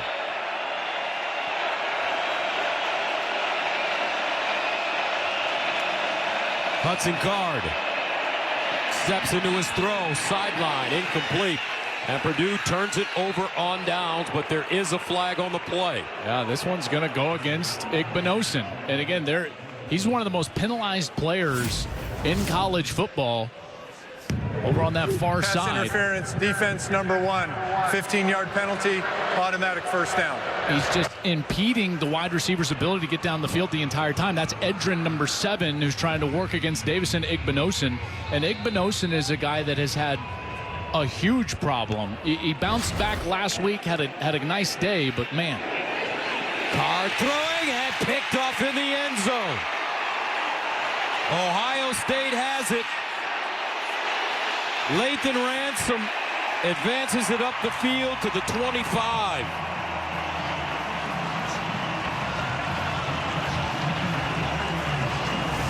(24-0) Buckeyes. They force the turnover. Lathan Ransom, Johnny on the spot. That breaks Chris Carter's record. He's got the receiving yards and the touchdown, which brings us to the Aflac trivia question. Who holds the Big Ten freshman record for receiving touchdowns in a season? Get help with expenses. Health insurance doesn't cover with Aflac. You just told me the answer, so I can't say anything. In the break? Yes. First down and 10 at the 24. I was clueless. Travion Henderson. Now Howard running. Oh, he just throws it out wide. Trickeration. And Carnell Tate. So, here's the answer, folks. And Ohio State fans will remember this name. Rondell Moore for Purdue had 12 back in 2018. And I just remember, like, I think everybody watching this game will remember what he did against the Buckeyes and that upset win for Purdue. I tell you, man, that was an insane performance, and he had an incredible freshman year. Second down and 2 at the 32. And it's Henderson looking for that first down, and he has it. Let's flash back. Last time Ohio State lost to an unranked opponent came in 18 versus Purdue, where Rondell Moore, DJ Knox, and the Spoilermakers, as they called them, jumped the number 2 Buckeyes, handing Urban Meyer his only loss that season. All right, so that night, Rondell Moore, excuse me. Rondell Moore. So this is his season. 114 catches, 1,200 yards, 12 tugs. In that night alone against the Buckeyes, 12 for 170 and 2 touchdowns. Just a historic night. First down and 10 at the 38. Howard to the sideline, and it's caught inside Purdue territory. And that is Ennis, who had a nice touchdown last week against Purdue. Well, against Penn State. He's kind of a Rondell Moore type receiver. Yeah, Ennis. Excuse me, against Penn State. And Ennis had never repped that play in practice that they ran. It was a little bit of a delay. He was the point person on a bunch, not to get too technical, but he had not practiced that play. But they still trusted him to run it in the game because he's so prepared. He has told his receiver coach, Brian Hartline, because listen, he doesn't get a ton of snaps, but he said, listen, I'm always ready to do whatever the team needs to win the game. First down, Howard, inside handoff, Henderson with the lane. Henderson still on the move.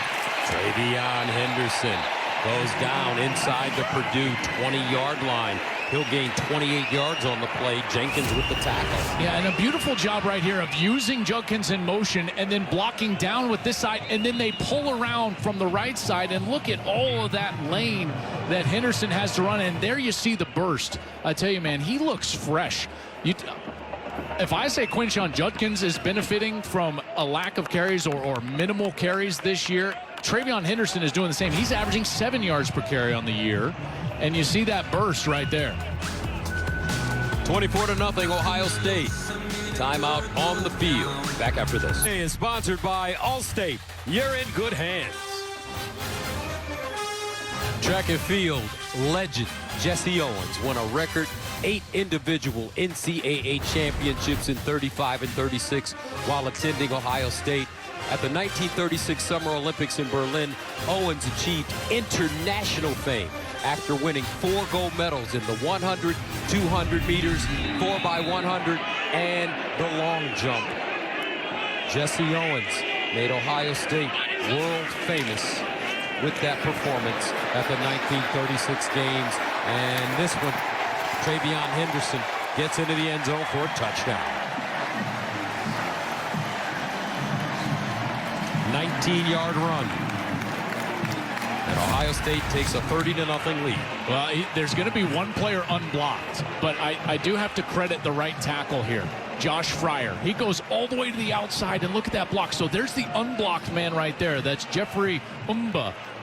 0. And Henderson takes care of him. Fryer takes care of the outside guy, and then there's the physical finish getting to the pylon for Travion Henderson. I tell you, man, what a burst he has had over the last couple of series. He's just running so hard. So many good offensive linemen have come out of Ohio State, led by the legend Orlando Pace.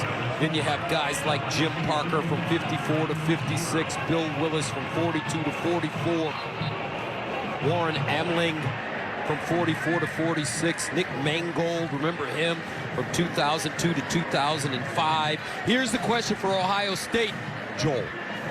How come the Buckeyes haven't won the Joe Moore Award as the nation's best offensive line? Michigan has done it a couple of times. Do you want me to answer that? Yeah, to this audience? Yes, I do. Yes, I do. You know, typically the Joe Moore Award And goes... as Urban Meyer said, Ohio State is an offensive line-dominated program. And listen, for a number of years... It used to be. They were run-oriented. But even under Ryan Day, this is not a Ryan Day thing. This is just a quarterback-style thing. So under Ryan Day, they ran the ball incredibly well. J.K. Dobbins had 2,000 yards under Ryan Day. Trey Sermon, remember he set that Big Ten individual game record in the Big Ten championship game against Northwestern in 2020. And then they leaned into the players that they had, which was quarterbacks that were great from the pocket. You know, they had one year where they're basically Dwayne Haskins. Yeah, Dwayne Haskins there was C.J. Stroud, obviously. Kyle McCord was more of a pocket guy. And what ends up happening, Gus, is like when you've got a quarterback that is more willing, or you can use schematically more in the run game, that opens up the run game a little bit. And to your question more specifically about the Joe Moore Award, that tends to go to teams that have a dominant run game, but because of the great skill that they've had and the great quarterbacks that they've had, they've been a passing first team over the last couple of years, but that's starting to change this year with Will Howard and more specifically Chip Kelly as the play caller. First down to the 25 for Purdue, and a fumble on the play. Ohio State is there. They pick it up and run it in for a touchdown. Jack Sawyer. Tough day for the Boilers, tough season for the Boilers. Ohio State doing what they're supposed to do today. Well, and on the spot, it's JT Tuimoloau, and he contacts Reggie Love, who just doesn't secure the football. Watch that big right arm right on the football for JT Tuimoloau. Now it's rolling around, and his defensive end mate right there, Johnny on the spot. It's Jack Sawyer with the scoop and the score, and the Buckeyes 37, about to be 38 in a rout. Buckeyes came into this game 38-point favorites.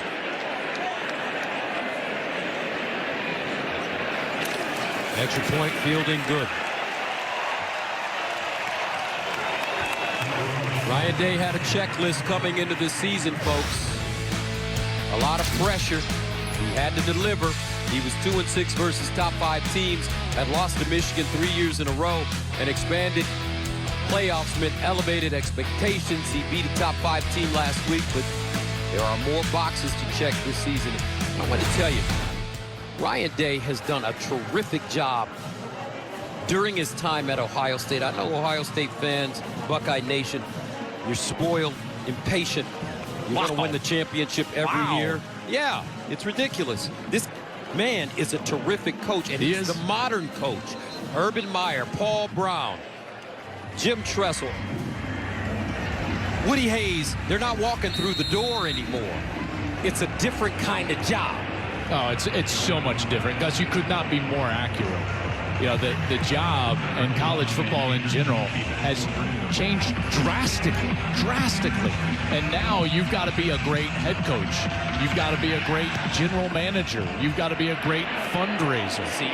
CEO of hundreds of millions of dollar industry. And by the way, even his losses, it's not like this guy is just losing random games. You know, these are the 7 losses against top 5 opponents. Clemson was the runner-up. Alabama was the eventual champion. That was the national championship game. Michigan went to the playoff both of those years. Georgia ended up winning the championship. Michigan ended up winning the championship. Oregon this year, currently ranked #1.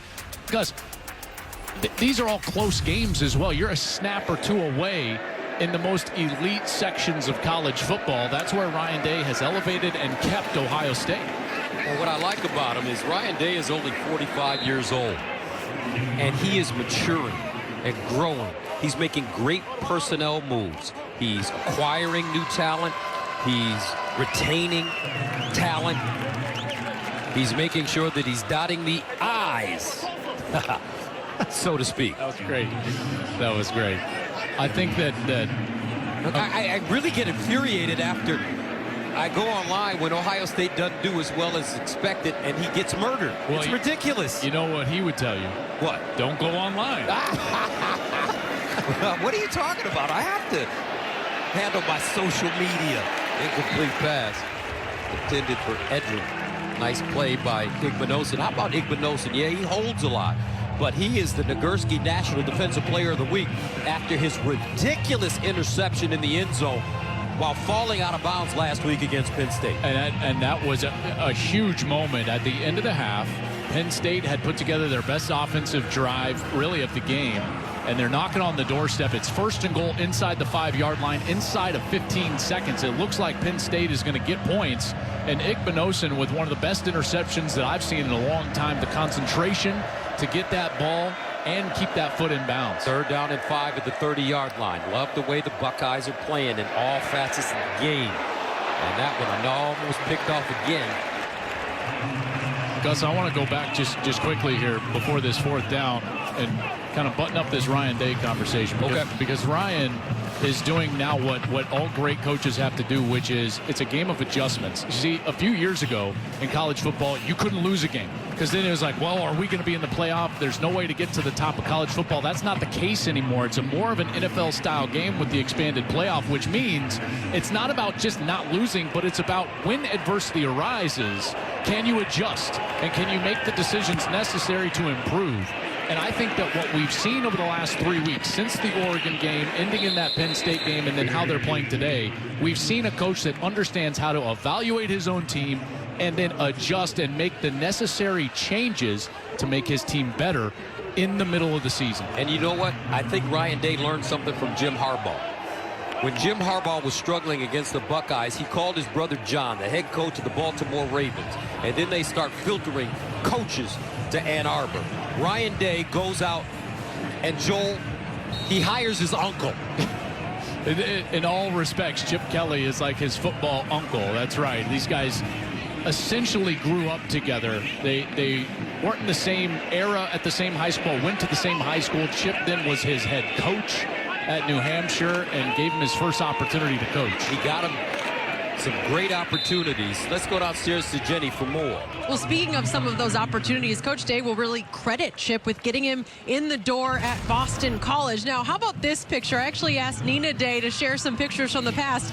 That was from the BC days. Now, Chip visited them during a bye week, and as you guys were discussing, these families have been close for so long, and I asked both wives just about that special bond, and they really said it comes down to family. There is such a trust between these two coaches. Coach Day said, everyone needs a guy. Well, Chip was my guy to get me in the door.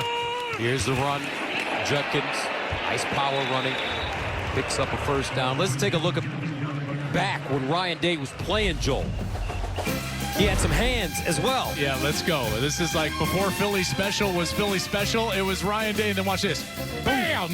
He's trying to run people over at the goal line, which doesn't surprise you if you know Ryan at all. There's Chip on the sidelines right there. Play sheet stuffed in his pants. That's good stuff, man. But I think the key word of what Jenny just said there, and Jenny, that's an excellent story, is trust.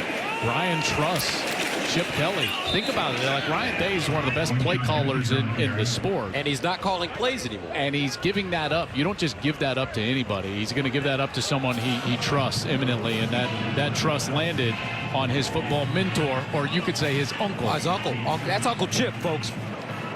But more importantly, when things went wrong, at Oregon, he came back, didn't have to worry about the offense. He could go spend time with the defense because he had Chipper the Ripper there to coach his boys on offense. Yeah, I think you've seen that. If you're a Buckeye fan, you've seen that this year, because Ryan has a freedom between offense and defense. Beautiful throw there. Carnell Tate again along the sideline. That freedom to flow in between offense and defense has allowed them, Gus, to answer questions that arise during the year. Defense struggles versus Oregon, they can address it. Offensive line struggles against Nebraska, they can address it. And I think that's the benefit of Ryan's new role as the CEO rather than the offensive play caller. Into the third. Bucks look good. Back after this.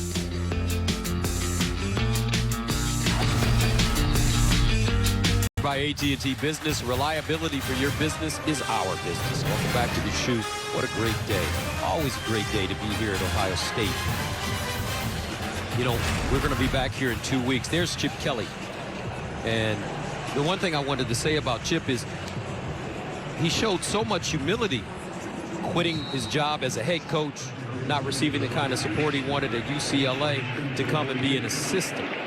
But they do say that humility is the highest form of conceit. He seems happy, and the Buckeyes are rolling with him, pushing the buttons as their offensive coordinator. Here's the throw up top, caught, and at the 10-yard line, nicely done, as Travion Henderson out of the backfield showing his receiving ability. Jenkins pushes him out. Watch the route. He's going to go inside and then break out, so he's got the mismatch. This is the linebacker, Kadron Jenkins, and he just runs right past him up to that inside move. Beautiful job, tracks the ball, and is able to catch it down the field. I'm telling you, Travion's game, I've covered him his entire career here at Ohio State. You and I both have. All three of us have. And his game has gone to the next level because of the completeness of his game. You always have had that burst in the run game, but now he's a great blocker and pass protection, and he catches it really well out of the backfield as well. Getting ready to play on Sunday. First down and goal at the 10. Howard drops it off in the flats. Caught. Abuka. And another touchdown for Ohio State. That's letting your senior eat right there. Abuka does everything well, all the little things, and it's late in this game. Abuka is just right here. He's going to motion across, and then he's going to come back on that little slide, and he's wide open, and it's just a race to the pylon, and he gets it. But you want to take care of your stars, and in particular your leaders and your veterans, and that's taking care of your veteran. First catch of the day for Abuka, but another touchdown on the season. And the extra point is good for Fielding. 45-0. Start of the fourth quarter. Howard, pitch and catch. How simple can it get?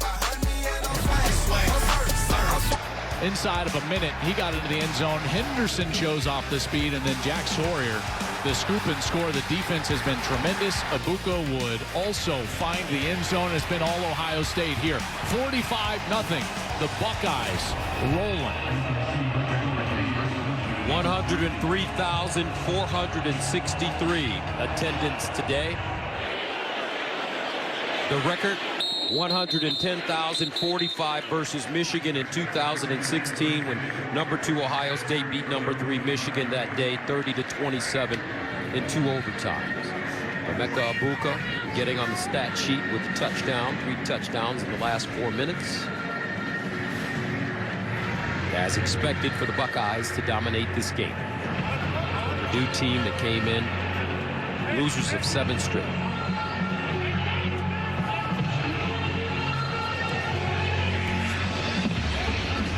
First down to the 25 for the Boilers. Trying to get on the board, get a little confidence. Card hands it off.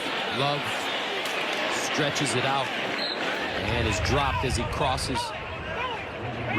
Arbel Reese, 11-yard gain.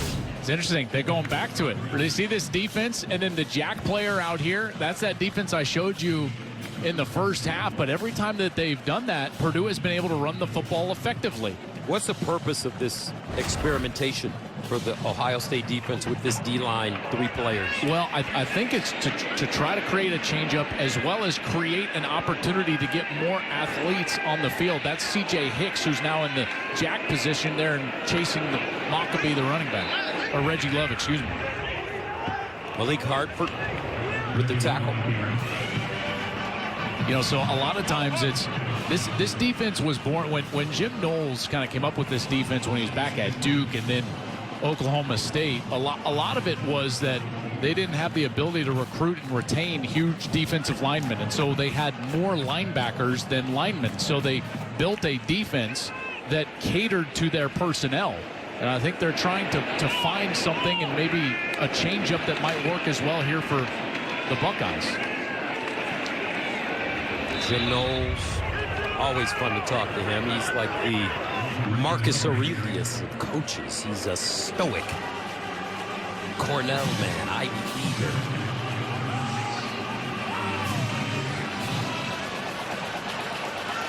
Jim is a smart guy.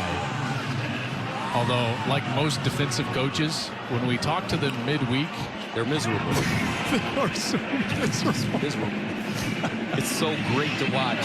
And if he wasn't miserable, there'd be a problem. That's right. 1st and 10 at the 46. Here's the reverse. And it's Smith. Nothing doing that Ohio State defense right there.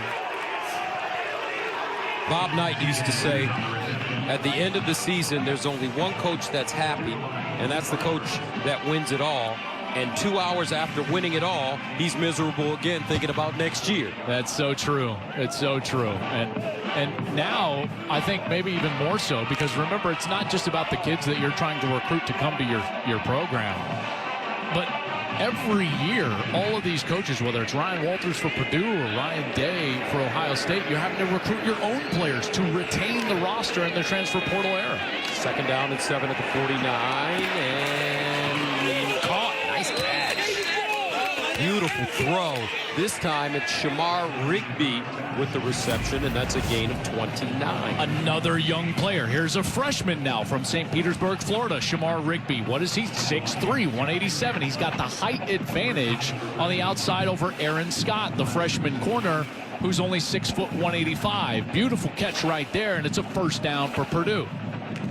Backups getting a chance to play now for this Ohio State team. 1st down and 10 at the 22.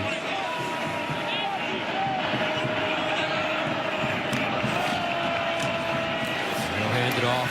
Maccabee hops through the hole. Picks up a couple. Right into the hands of Lorenzo Styles Jr. This is definitely an opportunity for players to get time. And you're seeing most of the backups in, so you've got at defensive end, you've got Kenyatta Jackson and Caden Curry. You've got in there in the middle. You see, there's the starters over there, a couple of safeties, all 3 of them, Jordan Hancock, Caleb Downs, Lathan Ransom. So you've got the backups in for Ohio State, but trust me, they still want this goose egg. They want the shutout. 2nd down and 8 at the 20. Card underneath. Nice throw. Great catch inside. And it's Edrin, and now they say incomplete. Dropped it at the end. And you know what else this gives them, speaking of Ohio State, an opportunity to rest. Because over the last few weeks, they have played a ton of snaps, and more specifically the defensive line. In the first 5 games, they were all averaging around that 30, 32, 34 mark in terms of snaps, but in the last 3 games it was well over 50. I think that's too many snaps, and they would even acknowledge that. They needed a day like this where they've got a big lead, they can get other guys reps, but more importantly, rest some of those guys like Jack Sawyer, JT Tuimoloau, and the defensive tackles. 3rd down and 8 at the 20. 1 on the play clock, and timeout call by the Boilermakers. 10 minutes to play in the 4th, 45-0.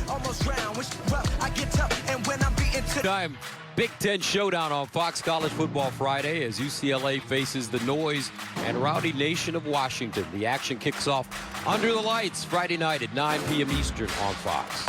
That's a great thing about the West Coast teams coming into the Big Ten now. Washington, Oregon, UCLA, and USC. For traditional Big Ten teams, it's going to be wonderful to travel to see some of these venues. especially Washington. I was going to say that might be the most picturesque college football stadium in the country.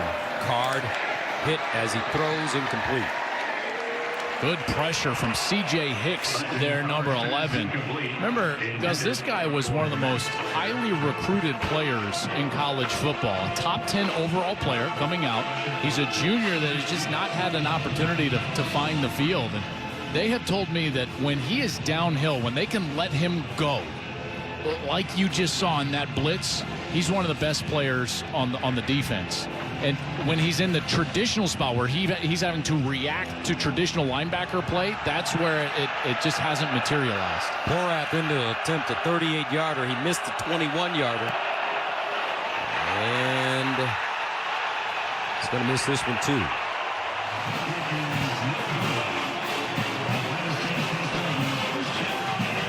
I'll tell you what, this defense, I know Ryan Walters has got to be upset. Porath has now missed a couple of kicks and kept him off the scoreboard. But this defense now, you're going on the better part of 3 games now. They've only given up 1 offensive touchdown. You know, I mean, like, they have really righted the ship after that Oregon play. And look at the starters. They're dapping up all the backups like, you bet. We want that shutout. Disappointing day for Ryan Walters. It looks like we may have a new quarterback in for Ohio State. Devin Brown is the backup, and he is out there right now. And we had a chance to talk to Ryan Day about Brown and his maturation yesterday at the facility. Here's a handoff to James Peoples in now. And Ryan Day still feels that Devin Brown has the opportunity down the road to be the starting quarterback at Ohio State. Well, part of it is his mindset. You know, everyone thought that he lost last year's QB battle to Kyle McCord. Then he loses this year's QB battle to Will Howard, and everyone was like, oh, he's going to transfer.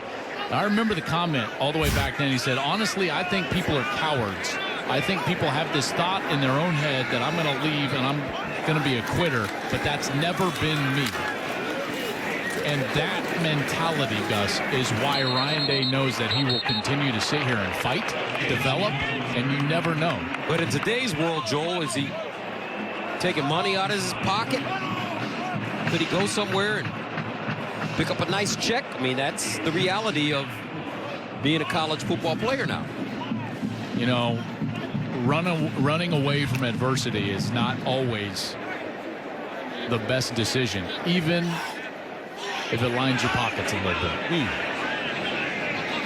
Sounds like your dad talking right there. Down at 4. And it's Brown. Coach Day saying that Devin is prepared well as backup quarterback. He's still in the chase. He's a great teammate. Still has a chance. It's not over for Devin Brown, redshirt sophomore.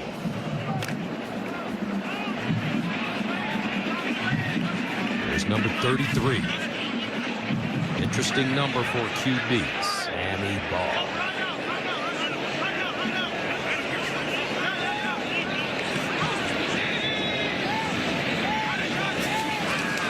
Brown. Incomplete. That one thrown a little high for Ennis. Ohio State will send it away.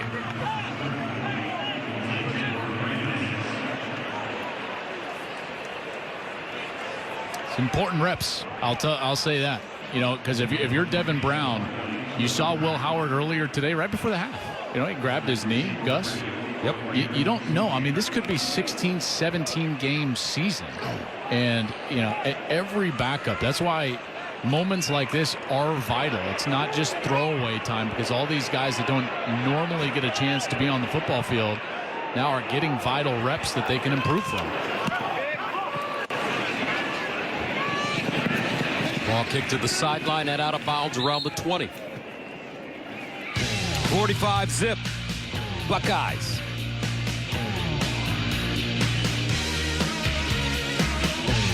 Dominating performance for the Buckeyes, the number 2 team in the nation. Up next, Northwestern.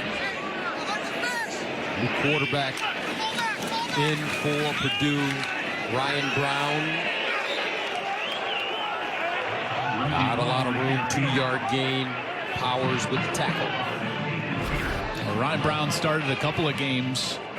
You know, he started that Illinois game. He went crazy in that game. He had a great day. 297 yards passing, 118 on the ground in his first start against Illinois. They lost that one in overtime. Hudson Card done for the rest of the day. But Ryan Brown is another one of these young players. And again, I keep saying this, you know, like when I talk to Ryan Walters, he's excited about the future because of the skill that they have and the youth that they have. But can he keep him is the question. And a sack again for Ohio State as they continue to dominate. Joshua Mickens, the sophomore from Indy, out of Lawrence Central, with the tackle. Man, I tell you, the defensive line has played so well today, and it doesn't matter if it's just been the starters, the second line, and now the third line players for Ohio State. Mickens getting in on the action now and getting to the quarterback.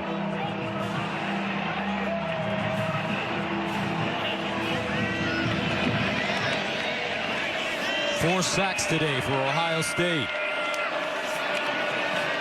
Brown dancing. Brown just throws it up and out of bounds. And that'll make it 4th down and long.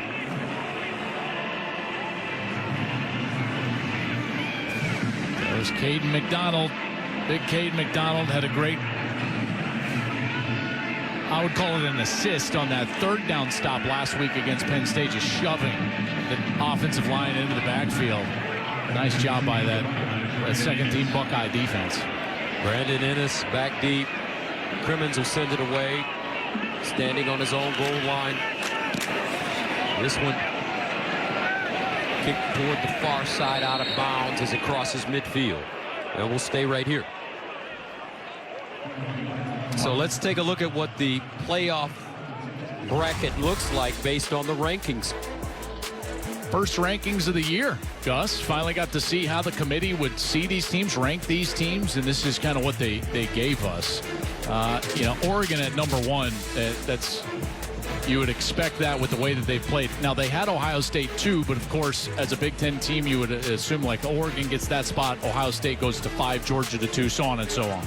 I do find it interesting, though, that Miami is down and losing right now to Georgia Tech. So we'll see what happens next week with Miami. And then the one that I thought was underrated, really, too, Indiana and BYU.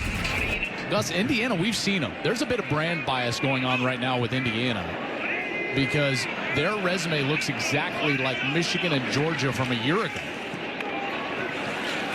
Brown steps up in the pocket and crosses the line of scrimmage. What do you mean, brand? Well, let me show you. So, like, if you throw the resumes up. So, last year, Michigan in the first playoff rankings, they were 8-0. Their strength of schedule was 111th. They'd beaten everybody by 34 points per game. They were ranked 3rd. This year, Indiana, 9-0, 103rd ranked strength of schedule. They've beaten everybody by an average of 32. They're ranked 8th. If the brands are different, like, if Indiana had a different logo on their helmet, the committee would have ranked them much higher. Indiana, the losingest program in college football history, 713 losses. Today, if they beat Michigan, they can record their 10th win of the season. That game coming up right after this one on CBS, folks. You want to watch that because Coach Kurt Cignetti has those guys rolling with a chance to win their 10th game. They'll take on Ohio State on the 23rd here in Columbus. Indiana with a bye next week. That could be a game, Joel. Indiana, Ohio State. That's going to be a great game. A great game. Devin Brown will make that Julian Sayin, and he'll scramble and pick up a first down. How about that for a true freshman? Julian Sayin transferred in from Alabama mid-year last year after Nick Saban retired. And Sayin was one of the highest recruited players in the country. He was a 5-star quarterback and coming in and getting a little run right now. Now, he played really well in the spring, and they thought very highly of him for the future here. And he will have a chance when Will Howard departs after this season to compete to be the starting quarterback for Ohio State. Sideline throw, incomplete. This time, David Adolph, the intended receiver. They say Sayin can really sling the football, Joel. He's a really good player. You know, he's going to need to get a little bigger and put on a little bit of weight. He's 6'1", about 203. Needs to get up there to about the 210. You know, just to absorb the physical contact that you would need to absorb, in particular in this conference. But he's really talented. Love the way that he throws the ball. Well, that shouldn't be a problem. Every time we come to Ohio State, we get a chance to eat at the facility, the training table. Good food there. Second down and 10 at the 35. Sayin. Incomplete. That ball broken up. David Adolph, the target, but this time Terrion Grant was there defensively. Teron Grant, excuse me. You know, Gus, I'm sitting here and I'm just kind of looking at the stat sheet. Second straight day that the offensive line for Ohio State did not get penalized. Telling you, they're improving. They are improving. Well, this is a backup group that's in, but you know, no penalties, no false starts, no holding. Last week against Penn State in a really tough environment, and then here today at home played another clean game. Sayin over the middle and dropped, incomplete. Ennis couldn't hold on. What I liked about last week against Penn State is Ohio State proved the same thing that teams like Alabama proves. They have dudes on this team that are just waiting to play. And they stepped up last week against the number 3 team in the nation on the road and dominated with a makeshift offensive line. Yeah, I mean, they played like it wasn't makeshift, right? And Ryan leaned into experience with Carson Hinsman being an experienced starting center from a year ago. And they played like it. The blitz picked up. Sideline, incomplete. Grant defensively again. Now, time permitting, don't forget to join Mike Hill and the boys for College Football Extra, sponsored by Defender.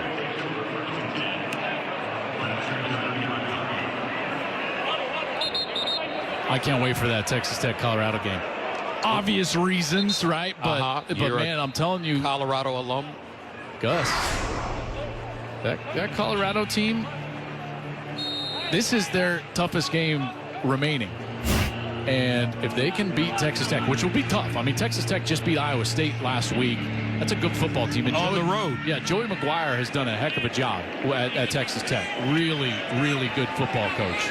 But if Colorado could get this one, man, they're going to have a shot, pending what happens with Iowa State moving forward, to get themselves into the Big 12 championship game, which means, Gus, 2 years removed from losing 11 games, Deion Sanders walks through the doors. They could, in theory, be playing a game for the right to go to the college football playoff. It's an incredible story of what he has done in Boulder, Colorado. I can't wait to get back there next week and cover that game against Utah. There's only one problem with all that success, Joel. 2nd and 4th, 41. Don't say it. Yeah, I'm going to say it. Far side, incomplete. There's only one problem, and a flag. Can you keep Deion? Will you be keeping Deion 2 years? Number 3, 15-yard penalty, automatic first down. Trust me, I'm getting the alumni emails right now. Fundraising. Right. This is where he is. Yeah, look where they're at, man. I'm telling you. You know, before the year, I got scoffed at. I got called a homer because I said I thought Colorado could win 8 or 9 football games, and that is exactly what might take place. You know, 6-2, struggled in that game against Nebraska, and then Kansas State. They had a lead in the last 3 minutes, let that one get away. But that's going to be a great one today, man. I'm telling you, that is going to be a great football game. Colorado, Texas Tech, right after us, right here on Fox. Jason, Brock, Allison will have the call. That'll be a great day. Merriweather and Mickens defensively for the Bucks. Caleb Downs, Alabama transfer. Bad dude. I told you last week he reminded me of Troy Polamalu. I was talking with some of the scouts earlier today, and I mean, every scout is, every team is represented when you come to an Ohio State game. And I just said, Ball thrown up and incomplete. I just said, what do you guys think about Downs? And they all just dropped their pads and looked at me and they go, dude, he is so good. And obviously he's not even coming out this year because of his age. Coverage there by freshman Aaron Scott, number 5, and he's a little shaken up after the play and will go down. And it's invaluable for all these young players, and Scott is one of them. All these players in the secondary, Gus, your Jalen McClains, who's a freshman, number 18. Aaron Scott, who's unfortunately down right now. Malik Hartford, who's a sophomore. Jermaine Matthews, who's a sophomore. They get to watch a guy like Caleb Downs prepare and play the game of football at the highest possible level that you can in college. This guy is a pro. He's a pro in his approach and his play. And a guy like that on your team is invaluable, not just for what he does on the stat sheet, but also the standard that he sets within the building. And in so many ways, think about today as a microcosm of that. Today was about the standard being held within Ohio State and not exterior in terms of like, well, how do we need to play to beat Purdue? They came out and showed that their standard is held from within, and a guy like number 2, he exemplifies that. That's how I feel about you. The standard you set in the booth. Partner, we know that that's opposite. Jack Sawyer. When I come back, Joel, I want to be big like that. Like that? Yes. You've always a body slammer. You always like kind of shrug your shoulders. I got a feeling like you want to be one of those guys with no neck. Right. A thick neck, as they say. I want a thick neck. That's right. I used to have one a long time ago. I used to have 2 necks. That's right. Yeah, I've seen pictures. Nothing wrong with having a I used to not get cold, Gus, because I was a little chubbier. Neck. That's what I want. I was a little chubbier back then. There's nothing wrong with that. 3rd down and 9. And that could take us to the 2-minute timeout. See if Purdue can muster up a score. 45-zip. Ohio State getting ready. Northwestern next week. And then the Hoosiers.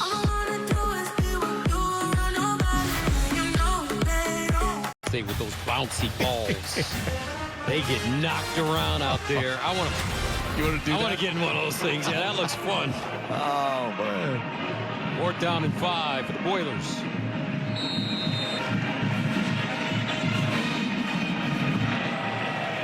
Two minutes. Brown sprints out. Turns. And will not pick up the 1st down. So Purdue turns it over on downs. Caden Curry there, number 92. Nice play from Bryce West as well, number 12, the corner. And this defense, man, no touchdowns allowed against Penn State. No touchdowns allowed today. Last touchdown they allowed by the defense, 4th quarter of that Nebraska game. We were here for that. Gus, it's been 128 minutes of game time since then. And that touchdown for Nebraska, remember, it gave them the lead, 17-14. And it was like you could feel it in this building. They had just lost to Oregon. They're down. It's the 4th quarter against Nebraska. And it's like, what is happening to our season? And since then, you talk about an answer from this group. 4 sacks today, 5 TFLs. The fumble, that one was returned for a touchdown and an interception. They've been sensational on defense ever since that moment. Williams-Dixon, freshman from Pickerington, running the football. Sayin in the game. Devin Brown has played. Now Julian Sayin getting an opportunity. This is exactly the way that Ryan Day drew it up, right? Hold the standard in your own building. Play with great detail and clean. Stay healthy. and get young guys reps. Ryan Day improving as a coach, growing as the CEO of the world famous Ohio State Buckeyes. You know what I've noticed, Gus? What? When I look at the internet, it seems like the other team's fans don't necessarily love when you call them the world famous. Yeah, well, they don't understand why. Because Jesse Owens made Ohio State world famous in 1936 when he won those 4 gold medals.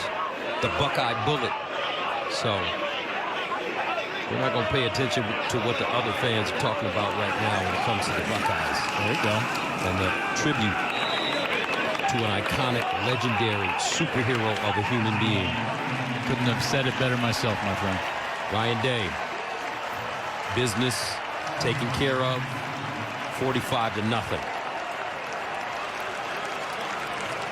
Well done. They're certainly set up for this stretch run, aren't they? Yes, they are.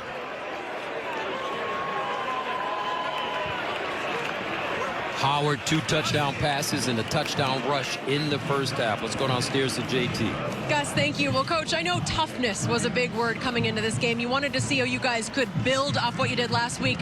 How did they answer that question for you? Well, we want to be a little different in the fact that, we had an emotional win last week, coming back and not having a letdown, and so we challenged them all week to come out, play physical early on in the game. Felt like we did that. I felt like we won the middle 8 in there. Played strong.